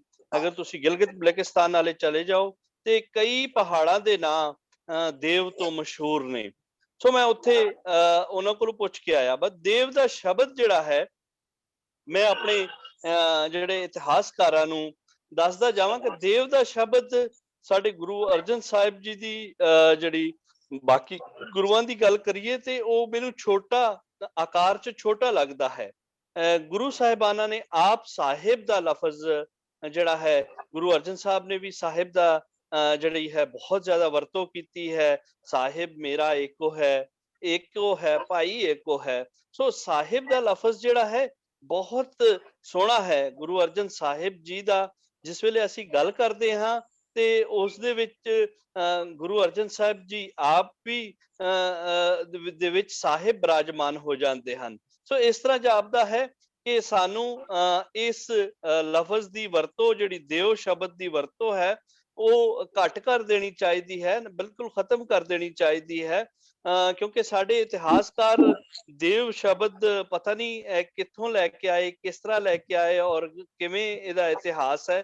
ਮੈਂ ਅੱਜ ਵੀ ਜਿਹੜਾ ਹੈ ਇਸ ਦੀ ਥੋੜੀ ਬਹੁਤੀ ਐਜ਼ ਏ ਸਕਾਲਰ ਭਾਲ ਕਰਦਾ ਹਾਂ। ਦੂਸਰੀ ਜਿਹੜੀ ਬਹੁਤ ਇੰਪੋਰਟੈਂਟ ਗੱਲ ਹੈ ਕਿ ਮੈਨੂੰ ਦੋ ਥਾਂ ਅੱਜ ਵੀ ਜਿਹੜੇ ਸਾਡੇ ਸੈਮੀਨਾਰ ਦੇ ਵਿੱਚ ਨਜ਼ਰ ਆਇਆ ਕਿ ਸਿੱਖ ਇਤਿਹਾਸਕਾਰ ਇੱਕ ਕਿਸਮ ਦੀ ਜਾਨਬਦਾਰੀ ਕਰ ਦਿੰਦੇ ਹਨ ਕਿ ਸਾਰਾ ਕੁਝ ਵੇਲੇ ਦੇ ਹੁਕਮਰਾਨਾਂ ਦੇ ਉੱਤੇ ਪਾ ਦਿੰਦੇ ਹਨ, ਔਰ ਜਿਹੜੇ ਉਸ ਵੇਲੇ ਦੇ ਹਾਲਾਤ ਸਨ, ਜਿਹੜੇ ਉਸ ਵੇਲੇ ਦੇ ਉਹਨਾਂ ਦੀਆਂ ਪ੍ਰਿਥੀ ਚੰਦ ਨੇ ਜੋ ਹਾਲਾਤ ਪੈਦਾ ਕੀਤੇ ਸਨ, ਉਸ ਨੂੰ ਬਿਲਕੁਲ ਹੀ ਵਿੱਚੋਂ ਕੱਢ ਦਿੰਦੇ ਹਨ। ਮੇਰਾ ਖਿਆਲ ਹੈ ਕਿ ਇਹ ਇੱਕ ਜਾਨਬਦਾਰ ਰਵੱਈਆ। ਦੂਸਰਾ ਜਿਹੜਾ ਮੈਨੂੰ ਨਜ਼ਰ ਆਇਆ ਕਿ ਮੁਸਲਿਮ ਸਕਾਲਰ ਇਸ ਨੂੰ ਆਪਣੇ ਆਪ ਤੇ ਲੈ ਲੈਂਦੇ ਹਨ। ਮੈਨੂੰ ਕਿਤੇ ਨਜ਼ਰ ਨਹੀਂ ਆ ਰਿਹਾ। ਅੱਜ ਪਾਕਿਸਤਾਨ ਦੇ ਵਿੱਚ ਅਸੀਂ ਸਾਰੇ ਪੰਜਾਬੀ ਇਹ ਗੱਲ ਕਰਦੇ ਹਾਂ ਕਿ ਸਾਨੂੰ ਹਮੇਸ਼ਾ ਹਮਲਾਵਰਾਂ ਨੇ ਔਰ ਅਫਗਾਨਾਂ ਨੇ ਨੁਕਸਾਨ ਪਹੁੰਚਾਇਆ ਹੈ ਪਾਕਿਸਤਾਨ ਦੀ ਧਰਤੀ ਨੂੰ। ਅਫਗਾਨ ਹਮਲਾਵਰਾਂ ਨੇ ਬਹੁਤ ਜ਼ਿਆਦਾ ਨੁਕਸਾਨ ਪਹੁੰਚਾਇਆ, ਤੇ ਫਿਰ ਅਸੀਂ ਉਹਨਾਂ ਨੂੰ ਬਾਰ-ਬਾਰ ਜਿਹੜਾ ਹੈ ਉਹਨਾਂ ਨੂੰ ਕਿਉਂ ਕਹਿੰਦੇ ਆ, ਉਹਨਾਂ ਨੂੰ ਇਸਲਾਮ ਨਾਲ ਕਿਉਂ ਜੋੜਦੇ ਹਾਂ? ਉਹ ਇੱਕ ਹਮਲਾਵਰ ਸਨ, ਉਹ ਲੁਟੇਰੇ ਸਨ, ਉਹਨਾਂ ਦੀ ਮਾਫੀ ਅਸੀਂ ਐਜ਼ ਏ ਪੰਜਾਬੀ ਕਿਉਂ ਮੰਗਦੇ ਹਾਂ, ਜਾਂ ਉਹਨਾਂ ਦੀ ਪੁਸ਼ਟੀ ਅਸੀਂ ਕਿਉਂ ਕਰਦੇ ਹਾਂ? ਸਿੱਖ ਇਤਿਹਾਸਕਾਰਾਂ ਨੂੰ ਵੀ ਆਪਣਾ ਰਵੱਈਆ ਥੋੜਾ ਜਿਹਾ ਬਾਲਗ ਕਰਨਾ ਚਾਹੀਦਾ ਹੈ ਕਿ ਉਹ ਇਸ ਨੂੰ ਇਸਲਾਮ ਨਾਲ ਜਾਂ ਮੁਸਲਿਮ ਦੁਨੀਆ ਨਾਲ ਨਾ ਜੋੜਨ, ਬਲਕਿ ਇਹ ਸਿਰਫ ਹਮਲਾਵਰ ਦੀ ਕਹਾਣੀ ਸੀ। ਉਹ ਇੱਥੇ ਆ ਕੇ ਹਮਲਾਵਰ ਹੋਏ ਸਨ, ਉਹ ਅਫਗਾਨ ਸਨ, ਉਹ ਤੁਰਕ ਨਹੀਂ ਸਨ ਜਾਂ ਇਰਾਨੀ ਨਹੀਂ ਸਨ, ਉਹਨਾਂ ਦਾ ਤਲਕ ਅਫਗਾਨ ਉਹਦੇ ਨਾਲ ਕਬੀਲਿਆਂ ਨਾਲ ਸੀ। ਸੋ ਅੱਜ ਵੀ ਪਾਕਿਸਤਾਨ ਦੀ ਧਰਤੀ ਦੇ ਉੱਤੇ ਜਾਂ ਸਾਡਾ ਸਮਾਜ ਜਿਹੜਾ ਉਹਦੇ ਵਿੱਚ ਗੋਲੀ ਦਾ ਜਾਂ ਗਾਲੀ ਦਾ ਜਿਹੜਾ ਵੀ ਜ਼ਿਕਰ ਆਉਂਦਾ ਹੈ, ਉਸ ਦੇ ਵਿੱਚ ਹਮੇਸ਼ਾ ਅਸੀਂ ਜਿਹੜੇ ਹਨ ਉਸ ਦਾ ਅਸੀਂ ਵੀ ਸ਼ਿਕਾਰ ਹੋਏ ਹਾਂ, ਔਰ ਉਸ ਦੇ ਵਿੱਚ ਅਸੀਂ ਜ਼ਿਆਦਾ ਇਲਜ਼ਾਮ ਜਿਹੜਾ ਹੈ ਉਹ ਅਸੀਂ ਅਫਗਾਨਾਂ ਨੂੰ ਹੀ ਦਿੰਦੇ ਹਾਂ ਕਿ ਇਹਨਾਂ ਨੇ ਆ ਕੇ ਇੱਥੇ ਬਦ ਤਹਿਜ਼ੀਬੀ ਦਾ ਕਲਚਰ ਔਰ ਜਿਹੜਾ ਹੈ ਇਸ ਦੇ ਨਾਲ ਨਾਲ ਗੋਲੀ ਦਾ ਕਲਚਰ ਜਿਹੜਾ ਹੈ ਉਹ ਇਹਨਾਂ ਨੇ ਮੁਤਾਰਫ ਕਰਾਇਆ। ਅੱਜ ਅਸੀਂ ਆਪਣੇ ਸਮਾਜ ਦੇ ਵਿੱਚ ਇਸ ਨੂੰ ਫੀਲ ਕਰ ਰਹੇ ਹਾਂ। ਮੈਂ ਦੋਵਾਂ ਪਾਸਿਓਂ ਜਿਹੜੀ ਗੱਲਬਾਤ ਕੀਤੀ ਜਾਂਦੀ ਹੈ ਉਸ ਨੂੰ ਐਸੇ ਜੇ ਅਗਰ ਵੇਖਿਆ ਜਾਵੇ, ਸਿੱਖ ਇਤਿਹਾਸਕਾਰ ਜਿਹੜੇ ਹਨ ਉਹਨਾਂ ਦਾ ਰਵੱਈਆ ਵੀ ਇਸ ਪ੍ਰਤੀ ਕੁਛ ਇੱਕ ਪਾਸੇ ਹੈ, ਔਰ ਮੇਰਾ ਖਿਆਲ ਹੈ ਕਿ ਮੁਸਲਿਮ ਸਕਾਲਰਾਂ ਨੂੰ ਅਫਗਾਨ ਹਮਲਾਵਰਾਂ ਦੀ ਪੁਸ਼ਟੀ ਨਹੀਂ ਕਰਨੀ ਚਾਹੀਦੀ ਹੈ ਕਿਸੇ ਸੂਰਤ ਵੀ, ਕਿਉਂਕਿ ਇੱਥੇ ਸਿਰਫ ਉਹਨਾਂ ਬਾਦਸ਼ਾਹਤ ਦੀ ਗੱਲ ਹੋਈ ਹੈ, ਉਹਨਾਂ ਹੰਕਾਰੀਆਂ ਦੀ ਗੱਲ ਹੋਈ ਹੈ, ਉਹਨਾਂ ਜ਼ਾਲਮਾਂ ਦੀ ਗੱਲ ਹੋਈ ਹੈ। ਅਸੀਂ ਇੱਥੇ ਇਸਲਾਮ ਦੀ ਗੱਲ ਨਹੀਂ ਕਰ ਰਹੇ ਹਾਂ। ਅਗਰ ਵੇਖਿਆ ਜਾਵੇ ਤੇ ਇਸਲਾਮ ਤੇ ਸਾਡੇ ਗੁਰੂ ਗ੍ਰੰਥ ਸਾਹਿਬ ਦੇ ਵਿੱਚ ਬਿਰਾਜਮਾਨ ਹੈ, ਔਰ ਇਸ ਨੂੰ ਗੁਰੂ ਅਰਜਨ ਸਾਹਿਬ ਜੀ ਹੋਰਾਂ ਆਪਣੀ ਜਿਸ ਵੇਲੇ ਆਦਿ ਗ੍ਰੰਥ ਦੀ ਸੰਪਾਦਨਾ ਕਰ ਰਹੇ ਸੀ, ਉਸ ਵੇਲੇ ਉਸ ਦੇ ਵਿੱਚ ਬਿਰਾਜਮਾਨ ਕੀਤਾ ਹੈ। ਬਾਬਾ ਫਰੀਦ ਜੀ ਦੇ ਰੂਪ ਦੇ ਵਿੱਚ ਹੋਵੇ, ਪੀਰ ਭੀਖਣ ਸ਼ਾਹ ਦੇ ਰੂਪ ਦੇ ਵਿੱਚ ਹੋਵੇ, ਮਰਦਾਨੇ ਜੀ ਦੇ ਰੂਪ ਚ ਹੋਵੇ, ਸੱਤਾ ਬਲਵੰਡਾ ਦੇ ਰੂਪ ਵਿੱਚ ਹੋਵੇ, ਉਹ ਵੇਖਿਆ ਜਾਵੇ ਤੇ ਉਹ ਸਾਰੇ ਜਿਹੜਾ ਇਸਲਾਮ ਦੀ ਸਹੀ ਤਸਵੀਰ ਹੈ ਉਹ ਉਸ ਦੇ ਵਿੱਚ ਗੁਰੂ ਗ੍ਰੰਥ ਸਾਹਿਬ ਦੇ ਵਿੱਚ ਬਿਰਾਜਮਾਨ ਹੈ। ਸਾਨੂੰ ਇਸ ਦੀ ਪੁਸ਼ਟੀ ਕਰਨ ਦੀ ਲੋੜ ਨਹੀਂ ਹੈ। ਔਰ ਇੱਕ ਗੱਲ ਜਿਹੜੀ ਮੈਂ ਹੋਰ ਕਹਿਣਾ ਚਾਹਾਂਗਾ ਕਿ ਗੁਰੂ ਅਰਜਨ ਸਾਹਿਬ ਜੀ ਦੀ ਬਾਣੀ ਜਿਹੜੀ ਹੈ ਉਹ ਸੁੱਖਾਂ ਦਾ ਦਾਤ ਬਖਸ਼ਦੀ ਹੈ। ਉਹਨਾਂ ਨੇ ਉਹ ਹਰ ਇਹ ਸਾਡੇ ਕੋਲ ਗੁਰੂ ਗ੍ਰੰਥ ਸਾਹਿਬ ਦੇ ਰੂਪ ਦੇ ਵਿੱਚ ਇਹ ਸਾਰੇ ਪੰਜਾਬ ਦਾ ਸਾਹਿਤ ਜਿਹੜਾ ਕਿ 11ਵੀਂ 12ਵੀਂ ਸਦੀ ਤੋਂ ਲੈ ਕੇ ਗੁਰੂ ਸਾਹਿਬ ਨੇ ਇਸ ਦੇ ਵਿੱਚ 7ਵੀਂ ਸਦੀ 8ਵੀਂ ਸਦੀ ਜਾਂ ਨਾਥਾਂ ਦੇ ਪੀਰੀਅਡ ਦੀ ਗੱਲ ਵੀ ਕੀਤੀ ਹੈ ਗੁਰੂ ਨਾਨਕ ਸਾਹਿਬ ਨੇ। ਵੇਖਿਆ ਜਾਵੇ ਤੇ ਇਹ 7ਵੀਂ 8ਵੀਂ ਦੀ ਸਦੀ ਦੀ ਸਾਹਿਤ ਲੈ ਕੇ ਤੇ ਸਾਡੇ ਕੋਲ 16ਵੀਂ ਸਦੀ ਤੱਕ ਦਾ ਬਹੁਤ ਪਿਆਰਾ ਸਾਹਿਤ ਹੈ, ਜਿਹੜਾ ਕਿ ਬਹੁਤ ਪਿਆਰੀ ਬਾਣੀ ਹੈ, ਜਿਹੜਾ ਕਿ ਗੁਰੂ ਸਾਹਿਬ ਨੇ ਆਪਣੀ ਆਉਣ ਵਾਲੀ ਨਸਲਾਂ ਨੂੰ ਦੇ ਕੇ ਇੱਕ ਐਸਾ ਅਨਮੋਲ ਕੰਮ ਕੀਤਾ ਹੈ ਕਿ ਆਉਣ ਵਾਲੀ ਨਸਲ ਜਿਹੜੀ ਐਜ਼ ਏ ਪਾਕਿਸਤਾਨ ਦੇ ਵਿੱਚ ਸਾਡੇ ਮੁਸਲਮਾਨ ਭਰਾਵਾਂ ਵਾਸਤੇ ਵੀ ਇਹ ਆਖਾਂਗਾ ਕਿ ਇਹ ਸਾਹਿਤ ਜਿਹੜਾ ਹੈ, ਇਹ ਬਾਣੀ ਜਿਹੜੀ ਅਕਾਲ ਦੀ ਬਾਣੀ ਹੈ, ਇਹ ਅੱਜ ਵੀ ਇੰਨੀ ਭਰਪੂਰ ਹੈ ਕਿ ਸਾਡੀ ਆਉਣ ਵਾਲੀਆਂ ਨਸਲਾਂ ਜਿਹੜੀਆਂ ਨੇ ਇਸ ਤੋਂ ਲਾਭ ਚੁੱਕ ਸਕਦੀਆਂ ਹਨ। ਕਿ ਲੇਕਿਨ ਸਾਨੂੰ ਖੁੱਲੇ ਦਿਲ ਤੋਂ ਇਸ ਨੂੰ, ਇਸ ਬਾਣੀ ਨੂੰ, ਇਸ ਅਕਾਲ ਪੁਰਖ ਦੀ ਰਚਨਾ ਨੂੰ ਸਾਨੂੰ ਕਬੂਲ ਕਰਨਾ ਪਵੇਗਾ। ਔਰ ਇਹ ਨਹੀਂ ਹੈ ਕਿ ਇਹ ਜਿਵੇਂ ਗੁਰੂ ਸਾਹਿਬਾਨਾਂ ਨੇ ਆਪ ਕੀਤਾ ਹੈ ਕਿ ਉਹਦੇ ਵਿੱਚ ਛੋਟੇ ਤੋਂ ਛੋਟੇ ਬੰਦੇ ਦਾ ਜੇ ਉਹ ਗੋਤਾਂ ਦੇ ਜਾਤਾਂ ਪਾਤਾਂ ਦੇ ਵੇਖਿਆ ਜਾਵੇ ਤਾਂ ਉਹ ਵੀ ਉਸ ਗੁਰੂ ਗ੍ਰੰਥ ਸਾਹਿਬ ਦੇ ਵਿੱਚ ਬਿਰਾਜਮਾਨ ਹਨ।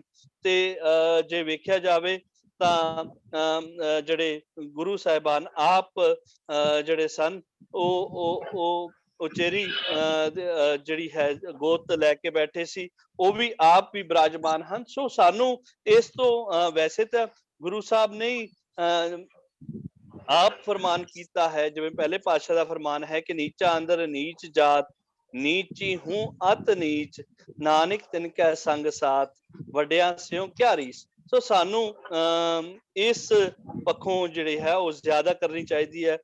ਪੰਜਮ ਪਾਤਸ਼ਾਹ ਦਾ ਮਹੱਲਾ ਪੰਜਵਾਂ ਜਿਵੇਂ ਉਹਨਾਂ ਨੇ ਸੰਬੋਧਨ ਕੀਤਾ ਹੈ ਬਾਬਾ ਫਰੀਦ ਜੀ ਦੇ ਸ਼ਲੋਕਾਂ ਦੇ ਵਿੱਚ, ਜਿਹੜੀ ਕਿ ਸਿੱਖ ਫਿਲਾਸਫੀ ਵੀ ਹੈ ਕਿ ਫਰੀਦਾ ਖਾਲਕ ਖਲਕ ਮੈਂ ਖਲਕ ਵਸੈ ਰਬ ਮਾਹੇ, ਮੰਦਾ ਕਿਸਨੂੰ ਆਖੀਐ ਜਾਂ ਤਿਸ ਬਿਨ ਕੋਈ ਨਾ ਏ। ਸੋ ਇਹ ਚੀਜ਼ਾਂ ਦੇ ਉੱਤੇ ਜਿਹੜੀ ਇਹ ਅਕਾਲ ਪੁਰਖ ਦੀ ਬਾਣੀ ਰਾਹੀਂ ਸਾਨੂੰ ਇੱਕ ਰਸਤਾ ਦੱਸਿਆ ਗਿਆ ਹੈ, ਉਸ ਰਸਤੇ ਦੇ ਉੱਤੇ ਚੱਲਣ ਦੀ ਸਾਨੂੰ ਵਾਹਿਗੁਰੂ ਜਿਹੜੀ ਹੈ ਗੁਰੂ ਸਾਹਿਬ ਪਾਤਸ਼ਾਹ ਜਿਹੜਾ ਹੈ ਉਹ ਬਲ ਬਖਸ਼ੇ।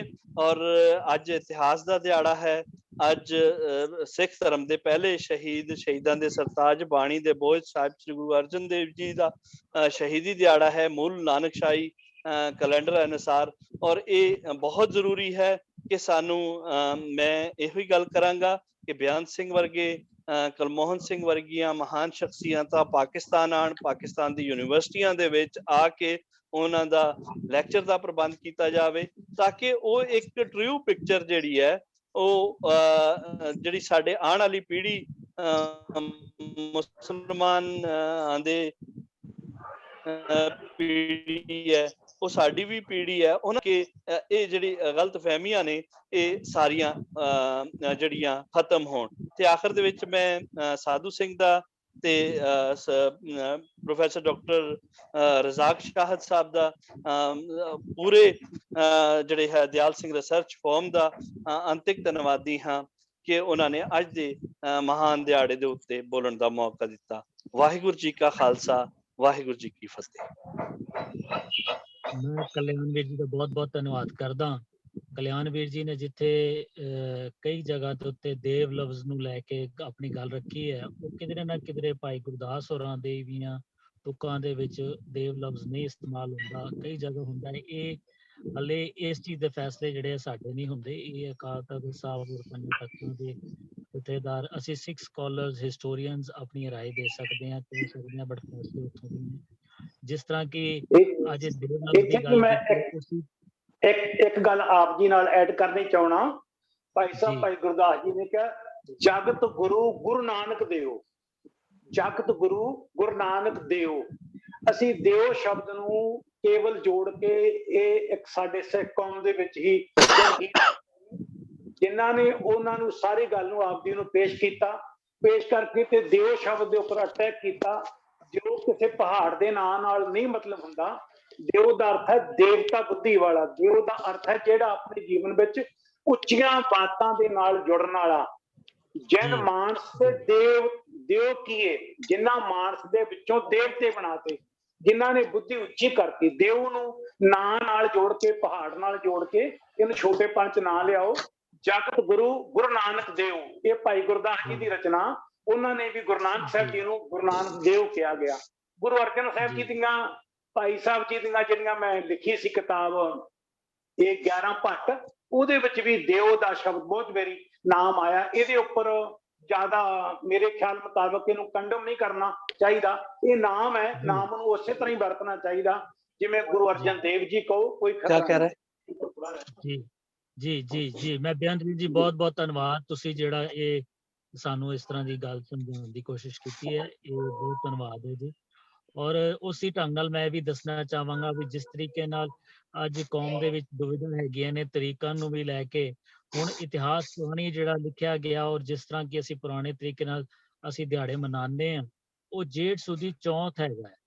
ਅੱਜ ਜੋ ਜਿਸ ਤਰੀਕ ਅਸੀਂ ਅੱਜ ਉਸ ਨੂੰ ਸਮਰਪਿਤ ਗੁਰੂ ਅਰਜਨ ਪਾਤਸ਼ਾਹ ਦੀ ਸ਼ਹਾਦਤ ਨੂੰ ਸਮਰਪਿਤ ਇਹ ਵੈਬਿਨਾਰ ਕਰ ਰਹੇ ਹਾਂ। ਔਰ ਇਹਦਾ ਜਿਹੜਾ ਦਿਹਾੜਾ ਹੈ ਉਹ ਜੇਠ ਸੁਦੀ ਚੌਥ ਦਾ ਸੀਗਾ ਜੀ। ਔਰ ਇਹ ਬੜੀਆਂ ਚੀਜ਼ਾਂ ਨੇ ਹਾਲੇ ਕੌਮ ਦੇ ਵਿੱਚ ਜਿਨ੍ਹਾਂ ਜਿਨ੍ਹਾਂ ਉੱਤੇ ਵਿਚਾਰ ਚਰਚਾ ਹੋਣੀ ਜਿਹੜੀ ਹੈ ਬੜੀ ਜ਼ਰੂਰੀ ਹੈ, ਔਰ ਹੁੰਦੀ ਰਵੇ ਤਾਂ ਹੀ ਕੋਈ ਨਾ ਕੋਈ ਫੈਸਲੇ ਹੋਣਗੇ, ਕੋਈ ਨਾ ਕੋਈ ਸਾਡੇ ਸਾਹਮਣੇ ਚੀਜ਼ਾਂ ਨਿਕਲ ਕੇ ਆਉਣਗੀਆਂ। ਬਟ ਅਫਸੋਸ ਦੀ ਗੱਲ ਹੈ ਕਿ ਹਾਲੇ ਸਿੱਖ ਇਤਿਹਾਸ ਨੂੰ ਹਾਲੇ 550 ਤਕਰੀਬਨ 550 ਸਾਲਾਂ ਹਾਲੇ ਗੁਜ਼ਰਦਾ ਪਿਆ। ਔਰ ਅਸੀਂ ਏਡੇ ਕਈ ਵਿਦਵਾਨ ਮੈਂ ਕਹਿੰਦਾ ਕਿ ਜ਼ਿਆਦਾ ਹੀ ਆਪਾਂ ਸਿਆਣੇ ਆਪਣੇ ਆਪ ਨੂੰ ਕਈ ਵਾਰੀ ਕਹਿ ਲੈਂਦੇ ਹਾਂ ਕਿ ਬਈ ਸ਼ਾਇਦ ਮੈਂ ਜੋ ਕਹਿ ਰਿਹਾ ਠੀਕ ਹੈ, ਉਹ ਜੋ ਕਹਿ ਰਹੇ ਨੇ ਗਲਤ ਨੇ। ਅਸੀਂ ਸਾਰਿਆਂ ਨੇ ਆਪਣੀ ਆਪਣੀ ਰਾਏ ਦੇਣੀ ਹੈ ਔਰ ਉਹਦਾ ਫੈਸਲਾ ਕੌਮ ਦੇ ਹੱਥ 'ਚ ਹੁੰਦਾ, ਜਾਂ ਇਹ ਵਿਚਾਰ ਚਰਚਾ ਦੇ ਬੈਠ ਕੇ ਜਾਂ ਮਨਾ ਲਓ ਜਾਂ ਮੰਨ ਲਓ ਵਾਲੀ ਗੱਲ ਹੁੰਦੀ ਹੈ। ਔਰ ਕਿਧਰੇ ਨਾ ਕਿਧਰੇ ਜਿਵੇਂ ਬੇਅੰਤ ਜੀ ਨੇ ਕਿਹਾ ਕਿ ਵੀ ਦੇਵ ਲਫ਼ਜ਼ ਦੇਵ ਦਾ ਅਰਥ ਕੀ ਹੈ, ਇਹ ਬਿਲਕੁਲ ਗੱਲ ਦੁਰਸਤ ਹੈ।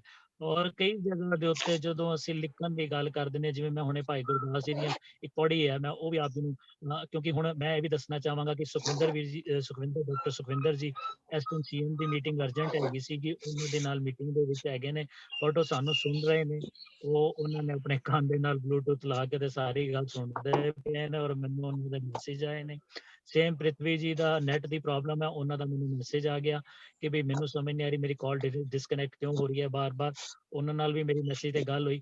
ਹੁਣ ਮੈਂ ਸਮਝਦਾ ਵੀ ਇਸ ਵੈਬਿਨਾਰ ਨੂੰ ਸਮਾਪਤੀ ਵੱਲ ਜਾਂਦੇ ਹੋਏ ਮੈਂ ਸਿਰਫ ਉਸ ਪੌੜੀ ਦੀਆਂ ਕੁਝ ਸਤਰਾਂ ਜਿਹੜੀਆਂ ਨੇ ਆਪ ਜੀ ਦੇ ਸਾਹਮਣੇ ਕਰਾਂਗਾ। ਉਹ ਭਾਈ ਗੁਰਦਾਸ ਜੀ ਉਹਨਾਂ ਦੀ ਸਤਰਾਂ ਦੇ ਵਿੱਚ ਇੰਝ ਬਿਆਨ ਕਰਦੇ ਨੇ, ਰਹਿੰਦੇ ਗੁਰੂ ਦਰਿਆਓ ਨੀਨ ਹੇਤ ਨਿਰਭੈ, ਦਰਸ਼ਨ ਦੇਖ ਪਤੰਗ ਜਿਉ ਜੋਤ ਅੰਦਰ ਜੋਤ ਸਮਾਈ, ਸ਼ਬਦ ਸੂਰਤ ਲਿਵ ਮਿਰਗ ਜਿਉ ਸੀਲ ਪਏ ਚਿਤ ਅਵਰ ਨ ਆਣ, ਚਰਨ ਕਵਲ ਮਿਲ ਪਵਰ ਜੋ ਸੁਖ ਸੰਪਟ ਵਿੱਚ ਰਹਿਣ ਵਿਹਾਣੀ, ਗੁਰੂ ਉਪਦੇਸ਼ ਨਾ ਵਿਸਰੇ ਵੀ ਬਾਹੇ ਜਿਉ ਆਖ ਵਖਾਣੀ, ਗੁਰਮੁਖ ਸੁਖ ਫਲ ਪਿਰਮ ਰਸ ਸਹਿਜ ਸਮਾਦ ਸਾਧ ਸੰਗ ਜਾਣੀ, ਗੁਰ ਅਰਜਨ ਵਿਟੋ ਕੁਰਬਾਨੀ। ਕਈ ਜਗ੍ਹਾ ਤੇ ਜਿਸ ਤਰ੍ਹਾਂ ਕਿ ਇਹ ਵੀ ਦੇਵ ਲਫ਼ਜ਼ ਲਿਖਿਆ, ਕਈ ਜਗ੍ਹਾ ਤੇ ਨਹੀਂ ਲਿਖਿਆ, ਲੇਕਿਨ ਇਸ ਨੂੰ ਇਹ ਕਿਸੇ ਪਹਾੜ ਦੇ ਨਾਲ ਜਾਂ ਕਿਸੇ ਇਸ ਤਰੀਕੇ ਨਾਲ ਜਿਹੜਾ ਹੈ ਇਹਦੇ ਤੇ ਹੋਰ ਵੀ ਰਿਸਰਚ ਦੀ ਲੋੜ ਹੈ। ਬਟ ਜੋ ਮੇਰੀ ਵੀ ਸਮਝ ਤੁੱਛ ਬੁੱਧੀ ਹੈ ਕਿ ਉਹ ਦੇਵ ਦਾ ਲਫ਼ਜ਼ ਜਿਹੜਾ ਹੈ ਦੇਵਤਾ ਦੇ ਨਾਲ ਦੇਵਤਾ ਕਰਕੇ ਅਸੀਂ ਜਿਹੜਾ ਇਸ ਨੂੰ ਸਮਝਦੇ ਰਹੇ ਹਾਂ ਅੱਜ ਤੱਕ। ਔਰ ਮੈਂ ਅੱਜ ਧੰਨਵਾਦ ਕਰਦਾ ਹਾਂ ਆਪਣੇ ਹਿਸਟੋਰੀਅਨ ਸਾਡੇ ਜਿਹੜੇ ਕਿ ਬੇਅੰਤ ਸਿੰਘ, ਜਿਹੜੇ ਕਿ ਕਈ ਕਿਤਾਬਾਂ ਲਿਖ ਚੁੱਕੇ ਨੇ ਔਰ ਹਲੇ ਵੀ ਜਿਹੜਾ ਕਈ ਵਿਸ਼ਿਆਂ ਤੇ ਕੰਮ ਕਰ ਰਹੇ ਨੇ, ਔਰ ਆਸ ਕਰਦਾ ਕਿ ਇਸ ਤਰ੍ਹਾਂ ਕਰਦੇ ਰਹਿਣਗੇ, ਕੌਮ ਪੰਥ ਦੀਆਂ ਸੇਵਾਵਾਂ ਦਿੰਦੇ ਰਹਿਣਗੇ। ਉਸੇ ਢੰਗ ਨਾਲ ਕੁਲਮੋਹਨ ਵੀਰ ਜੀ ਨੇ ਵੀ ਜਿਸ ਤਰ੍ਹਾਂ ਕਿ ਅੱਜ ਤੱਕ ਆਪਣੇ ਜੀਵਨ ਦੇ ਸਫ਼ਰ ਵਿੱਚ ਬਹੁਤ ਲੰਬਾ ਸਮਾਂ ਸਿੱਖ ਕੌਮ ਦੀ ਸੇਵਾ ਦੇ ਵਿੱਚ ਲਾਇਆ, ਅੱਗੇ ਵੀ ਆਪਣੇ ਸਵਾਸਾਂ ਤੱਕ ਨਿਭਰ ਜਾਣਗੇ। ਮੈਂ ਕਲਿਆਣ ਸਿੰਘ ਕਲਿਆਣ ਵੀਰ ਜੀ ਦਾ ਧੰਨਵਾਦ ਕਰਦਾ, ਮੈਂ ਡਾਕਟਰ ਇਕਬਾਲ ਚਾਵਲਾ ਜੀ ਦਾ ਧੰਨਵਾਦ ਕਰਦਾ, ਔਰ ਅਖੀਰ ਹੀ ਮੈਂ ਆਪਣੇ director Dyal Singh research and culture forum ਦੇ ਡਾਇਰੈਕਟਰ ਰਜ਼ਾਕ ਸ਼ਾਹੀ ਸਾਹਿਬ ਦਾ ਬਹੁਤ ਬਹੁਤ ਧੰਨਵਾਦ ਕਰਦਾ ਕਿ ਜਿਹੜੇ ਸਾਨੂੰ ਇਸ ਤਰ੍ਹਾਂ ਦੇ ਵੈਬਿਨਾਰ ਕਰਨ ਦਾ ਇਜਾਜ਼ਤ ਦਿੰਦੇ ਨੇ, ਔਰ ਇਸ ਪਲੇਟਫਾਰਮ ਤੋਂ ਜਿਹੜਾ ਕਿ ਇਤਿਹਾਸ ਸਿੱਖਾਂ ਦਾ ਜਿਹੜਾ ਉਸ ਧਰਤੀ ਦੇ ਵਿੱਚ ਉਸ ਧਰਤੀ ਦੇ ਨਾਲ ਜੁੜਿਆ ਔਰ ਜਿਹੜਾ ਸਾਡੇ ਸਿੱਖ ਕੌਮ ਤੋਂ ਦੂਰ ਹੈ, ਔਰ ਉਹਦੇ ਉੱਤੇ ਵੈਬਿਨਾਰ ਕਰਨ ਦਾ, ਸੈਮੀਨਾਰ ਕਰਨ ਦਾ ਔਰ ਉਹਦੇ ਟੌਪਿਕ ਨੂੰ ਲੈਣ ਦੀ ਇਜਾਜ਼ਤ ਦਿੰਦੇ ਨੇ, ਮੈਂ ਉਹਨਾਂ ਦਾ ਬਹੁਤ ਬਹੁਤ ਧੰਨਵਾਦ ਕਰਦਾ। ਔਰ ਇਹ ਵੀ ਦੱਸਦਾ ਕਿ ਡਾਕਟਰ ਰਜ਼ਾਕ ਸ਼ਹੀਦ ਆਪਣੇ ਤੌਰ ਤੇ ਬੜਾ ਸੋਹਣਾ ਲਿਖਦੇ ਨੇ, ਉਹਨਾਂ ਨੇ ਗੁਰੂ ਅਰਜਨ ਪਾਤਸ਼ਾਹ ਤੇ ਵੀ ਆਰਟੀਕਲ ਲਿਖੇ ਜਿਹੜੇ ਕਿ ਕਈ ਅਖਬਾਰਾਂ ਵਿੱਚ ਉੱਥੇ ਛਾਇਆ ਹੁੰਦੇ ਨੇ ਉਰਦੂ ਦੇ ਵਿੱਚ, ਔਰ ਉਮੀਦ ਕਰਦਾ ਕਿ ਵੀ ਉਹਨਾਂ ਨੂੰ ਇਸ ਤਰ੍ਹਾਂ ਦੇ ਵੈਬਿਨਾਰ ਜਿਹੜੇ ਨੇ ਚੰਗੇ ਲੱਗਣਗੇ, ਔਰ ਹਿਸਟੋਰੀਅਨ ਦੇ ਨਾਲ ਜਿਹੜੇ ਨਵੇਂ ਮਿਲ ਕੇ ਸ਼ਾਇਦ ਸਾਨੂੰ ਕਈ ਚੀਜ਼ਾਂ ਜਿਹੜੀਆਂ ਨੇ ਉਹ ਹੋਰ ਨਵੀਆਂ ਪਤਾ ਲੱਗਣਗੀਆਂ ਜੀ। ਮੈਂ ਡਾਕਟਰ ਰਜ਼ਾਕ ਸ਼ਹੀਦ ਹੋਰਾਂ ਨੂੰ ਤੋਂ ਇਜਾਜ਼ਤ ਮੰਗਣਾ ਚਾਹਨਾ ਵੀ ਜੇ ਅਗਰ ਅਸੀਂ ਇਹਨੂੰ ਸਮਾਪਤੀ ਵੱਲ ਲੈ ਜਾਈਏ ਜੀ। ਜੀ ਡਾਕਟਰ ਸਾਹਿਬ। ਤੁਹਾਡੀ ਮਿਊਟ ਹੈਗਾ ਡਾਕਟਰ ਸਾਹਿਬ ਆਪਣੀ ਵਾਇਸ ਖੋਲੋ ਜੀ। ਤੁਹਾਡਾ ਬਹੁਤ ਬਹੁਤ ਧੰਨਵਾਦ ਜੀ। ਮਾਸ਼ਾਅੱਲਾ ਤੁਸੀਂ ਬਹੁਤ ਖੂਬਸੂਰਤੀ ਨਾਲ ਇਸ ਵੈਬਿਨਾਰ ਨੂੰ ਆਪਣੇ ਅਖੀਰ ਤੱਕ ਪਹੁੰਚਾਇਆ ਤੇ ਮੈਂ ਇੱਥੇ ਤੁਹਾਡੀ ਗੱਲ ਜਿਹੜੀ ਆ ਉਹ ਵੱਡੀ ਹੁੰਦੀ, ਮੈਂ ਸਿਰਫ ਆਖਰ ਵਿੱਚ ਆਪਣੇ ਤੌਰ ਤੇ ਬੇਅੰਤ ਜੀ ਦਾ, ਕਲਮੋਹਨ ਜੀ ਦਾ, ਡਾਕਟਰ ਇਕਬਾਲ ਚਾਵਲਾ ਸਾਹਿਬ ਦਾ ਔਰ ਬਾਕੀ ਜਿਹੜੇ ਸਾਥੀ ਸਾਨੂੰ ਜੁਆਇਨ ਕੀਤਾ ਜਿਨ੍ਹਾਂ ਨੇ, ਉਹਨਾਂ ਦਾ, ਔਰ ਖਾਸ ਤੌਰ ਤੇ ਪ੍ਰਿਥਵੀ ਜੀ ਸਾਨੂੰ ਜੁਆਇਨ ਤਾਂ ਕਰ ਗਿਆ ਸਨ ਲੇਕਿਨ ਕੋਈ ਆਵਾਜ਼ ਦਾ ਇਸ਼ੂ ਸੀ, ਉਹ ਗੱਲਬਾਤ ਨਹੀਂ ਕਰ ਸਕੇ, ਪਰ ਕਿ ਉਹਨਾਂ ਨੂੰ ਕਿਸੇ ਹੋਰ ਮੌਕੇ ਦੇ ਉੱਤੇ ਅਸੀਂ ਇਨਸ਼ਾਅੱਲਾ ਜ਼ਰੂਰ ਸ਼ਾਮਿਲ ਕਰਾਂਗੇ ਕਿਉਂਕਿ ਉਹ ਉਧਰੋਂ ਦਿਆਲ ਸਿੰਘ ਕਾਲਜ ਦੇ ਪ੍ਰੋਫੈਸਰ ਨੇ। ਸਾਡੇ ਲਈ ਬੜਾ ਮਾਣ ਸੀ ਕਿ ਉਹ ਅੱਜ ਦੇ ਵੈਬਿਨਾਰ ਵਿੱਚ ਕੋਈ ਆਪਣੇ ਵਿਚਾਰ ਸਾਂਝੇ ਕਰਦੇ ਤੇ ਕਲਿਆਣ ਜੀ ਮੇਰੇ ਨਿੱਕੇ ਵੀਰ ਨੇ, ਸਾਧੂ ਜੀ ਮੇਰੇ ਨਿੱਕੇ ਵੀਰ ਨੇ ਤੇ ਸਾਰੇ ਸਾਥੀਆਂ ਦਾ ਮੈਂ ਆਖਰ ਵਿੱਚ ਇੱਕ ਦਫਾ ਫਿਰ ਧੰਨਵਾਦ ਕਰਾਂਗਾ ਕਿ ਜੀ ਉਹ ਸਾਡੇ ਨਾਲ ਜੁੜੇ ਔਰ ਆਪਣੇ ਵਿਚਾਰ ਸਾਡੇ ਨਾਲ ਸਾਂਝੇ ਕੀਤੇ ਤੇ ਕੋਸ਼ਿਸ਼ ਕਰਾਂਗੇ ਕਿ ਇਹ ਸਿਲਸਿਲਾ ਜਾਰੀ ਰਹੇ ਔਰ ਇਸੇ ਤਰ੍ਹਾਂ ਅਸੀਂ ਬਾਕੀ ਵਿਦਵਾਨਾਂ ਦੇ ਵਿਚਾਰ ਜਿਹੜੇ ਨੇ ਉਹਨਾਂ ਤੋਂ ਵੀ ਲਾਭ ਚੁੱਕਦੇ ਰਹੀਏ। ਤੇ ਮੈਂ ਅਖੀਰ ਵਿੱਚ ਇੱਕ ਦਫਾ ਫਿਰ ਸਾਰਿਆਂ ਦਾ ਧੰਨਵਾਦ ਕਰਨਾ ਜੀ। ਸਭ ਨੂੰ ਅੱਲਾਹ ਤਾਲਾ ਖੁਸ਼ ਰੱਖੇ ਜੀ। ਵਾਹਿਗੁਰੂ ਜੀ ਕਾ ਖਾਲਸਾ, ਵਾਹਿਗੁਰੂ ਜੀ ਕੀ ਫਤਿਹ। ਜੀ ਵਾਹਿਗੁਰੂ।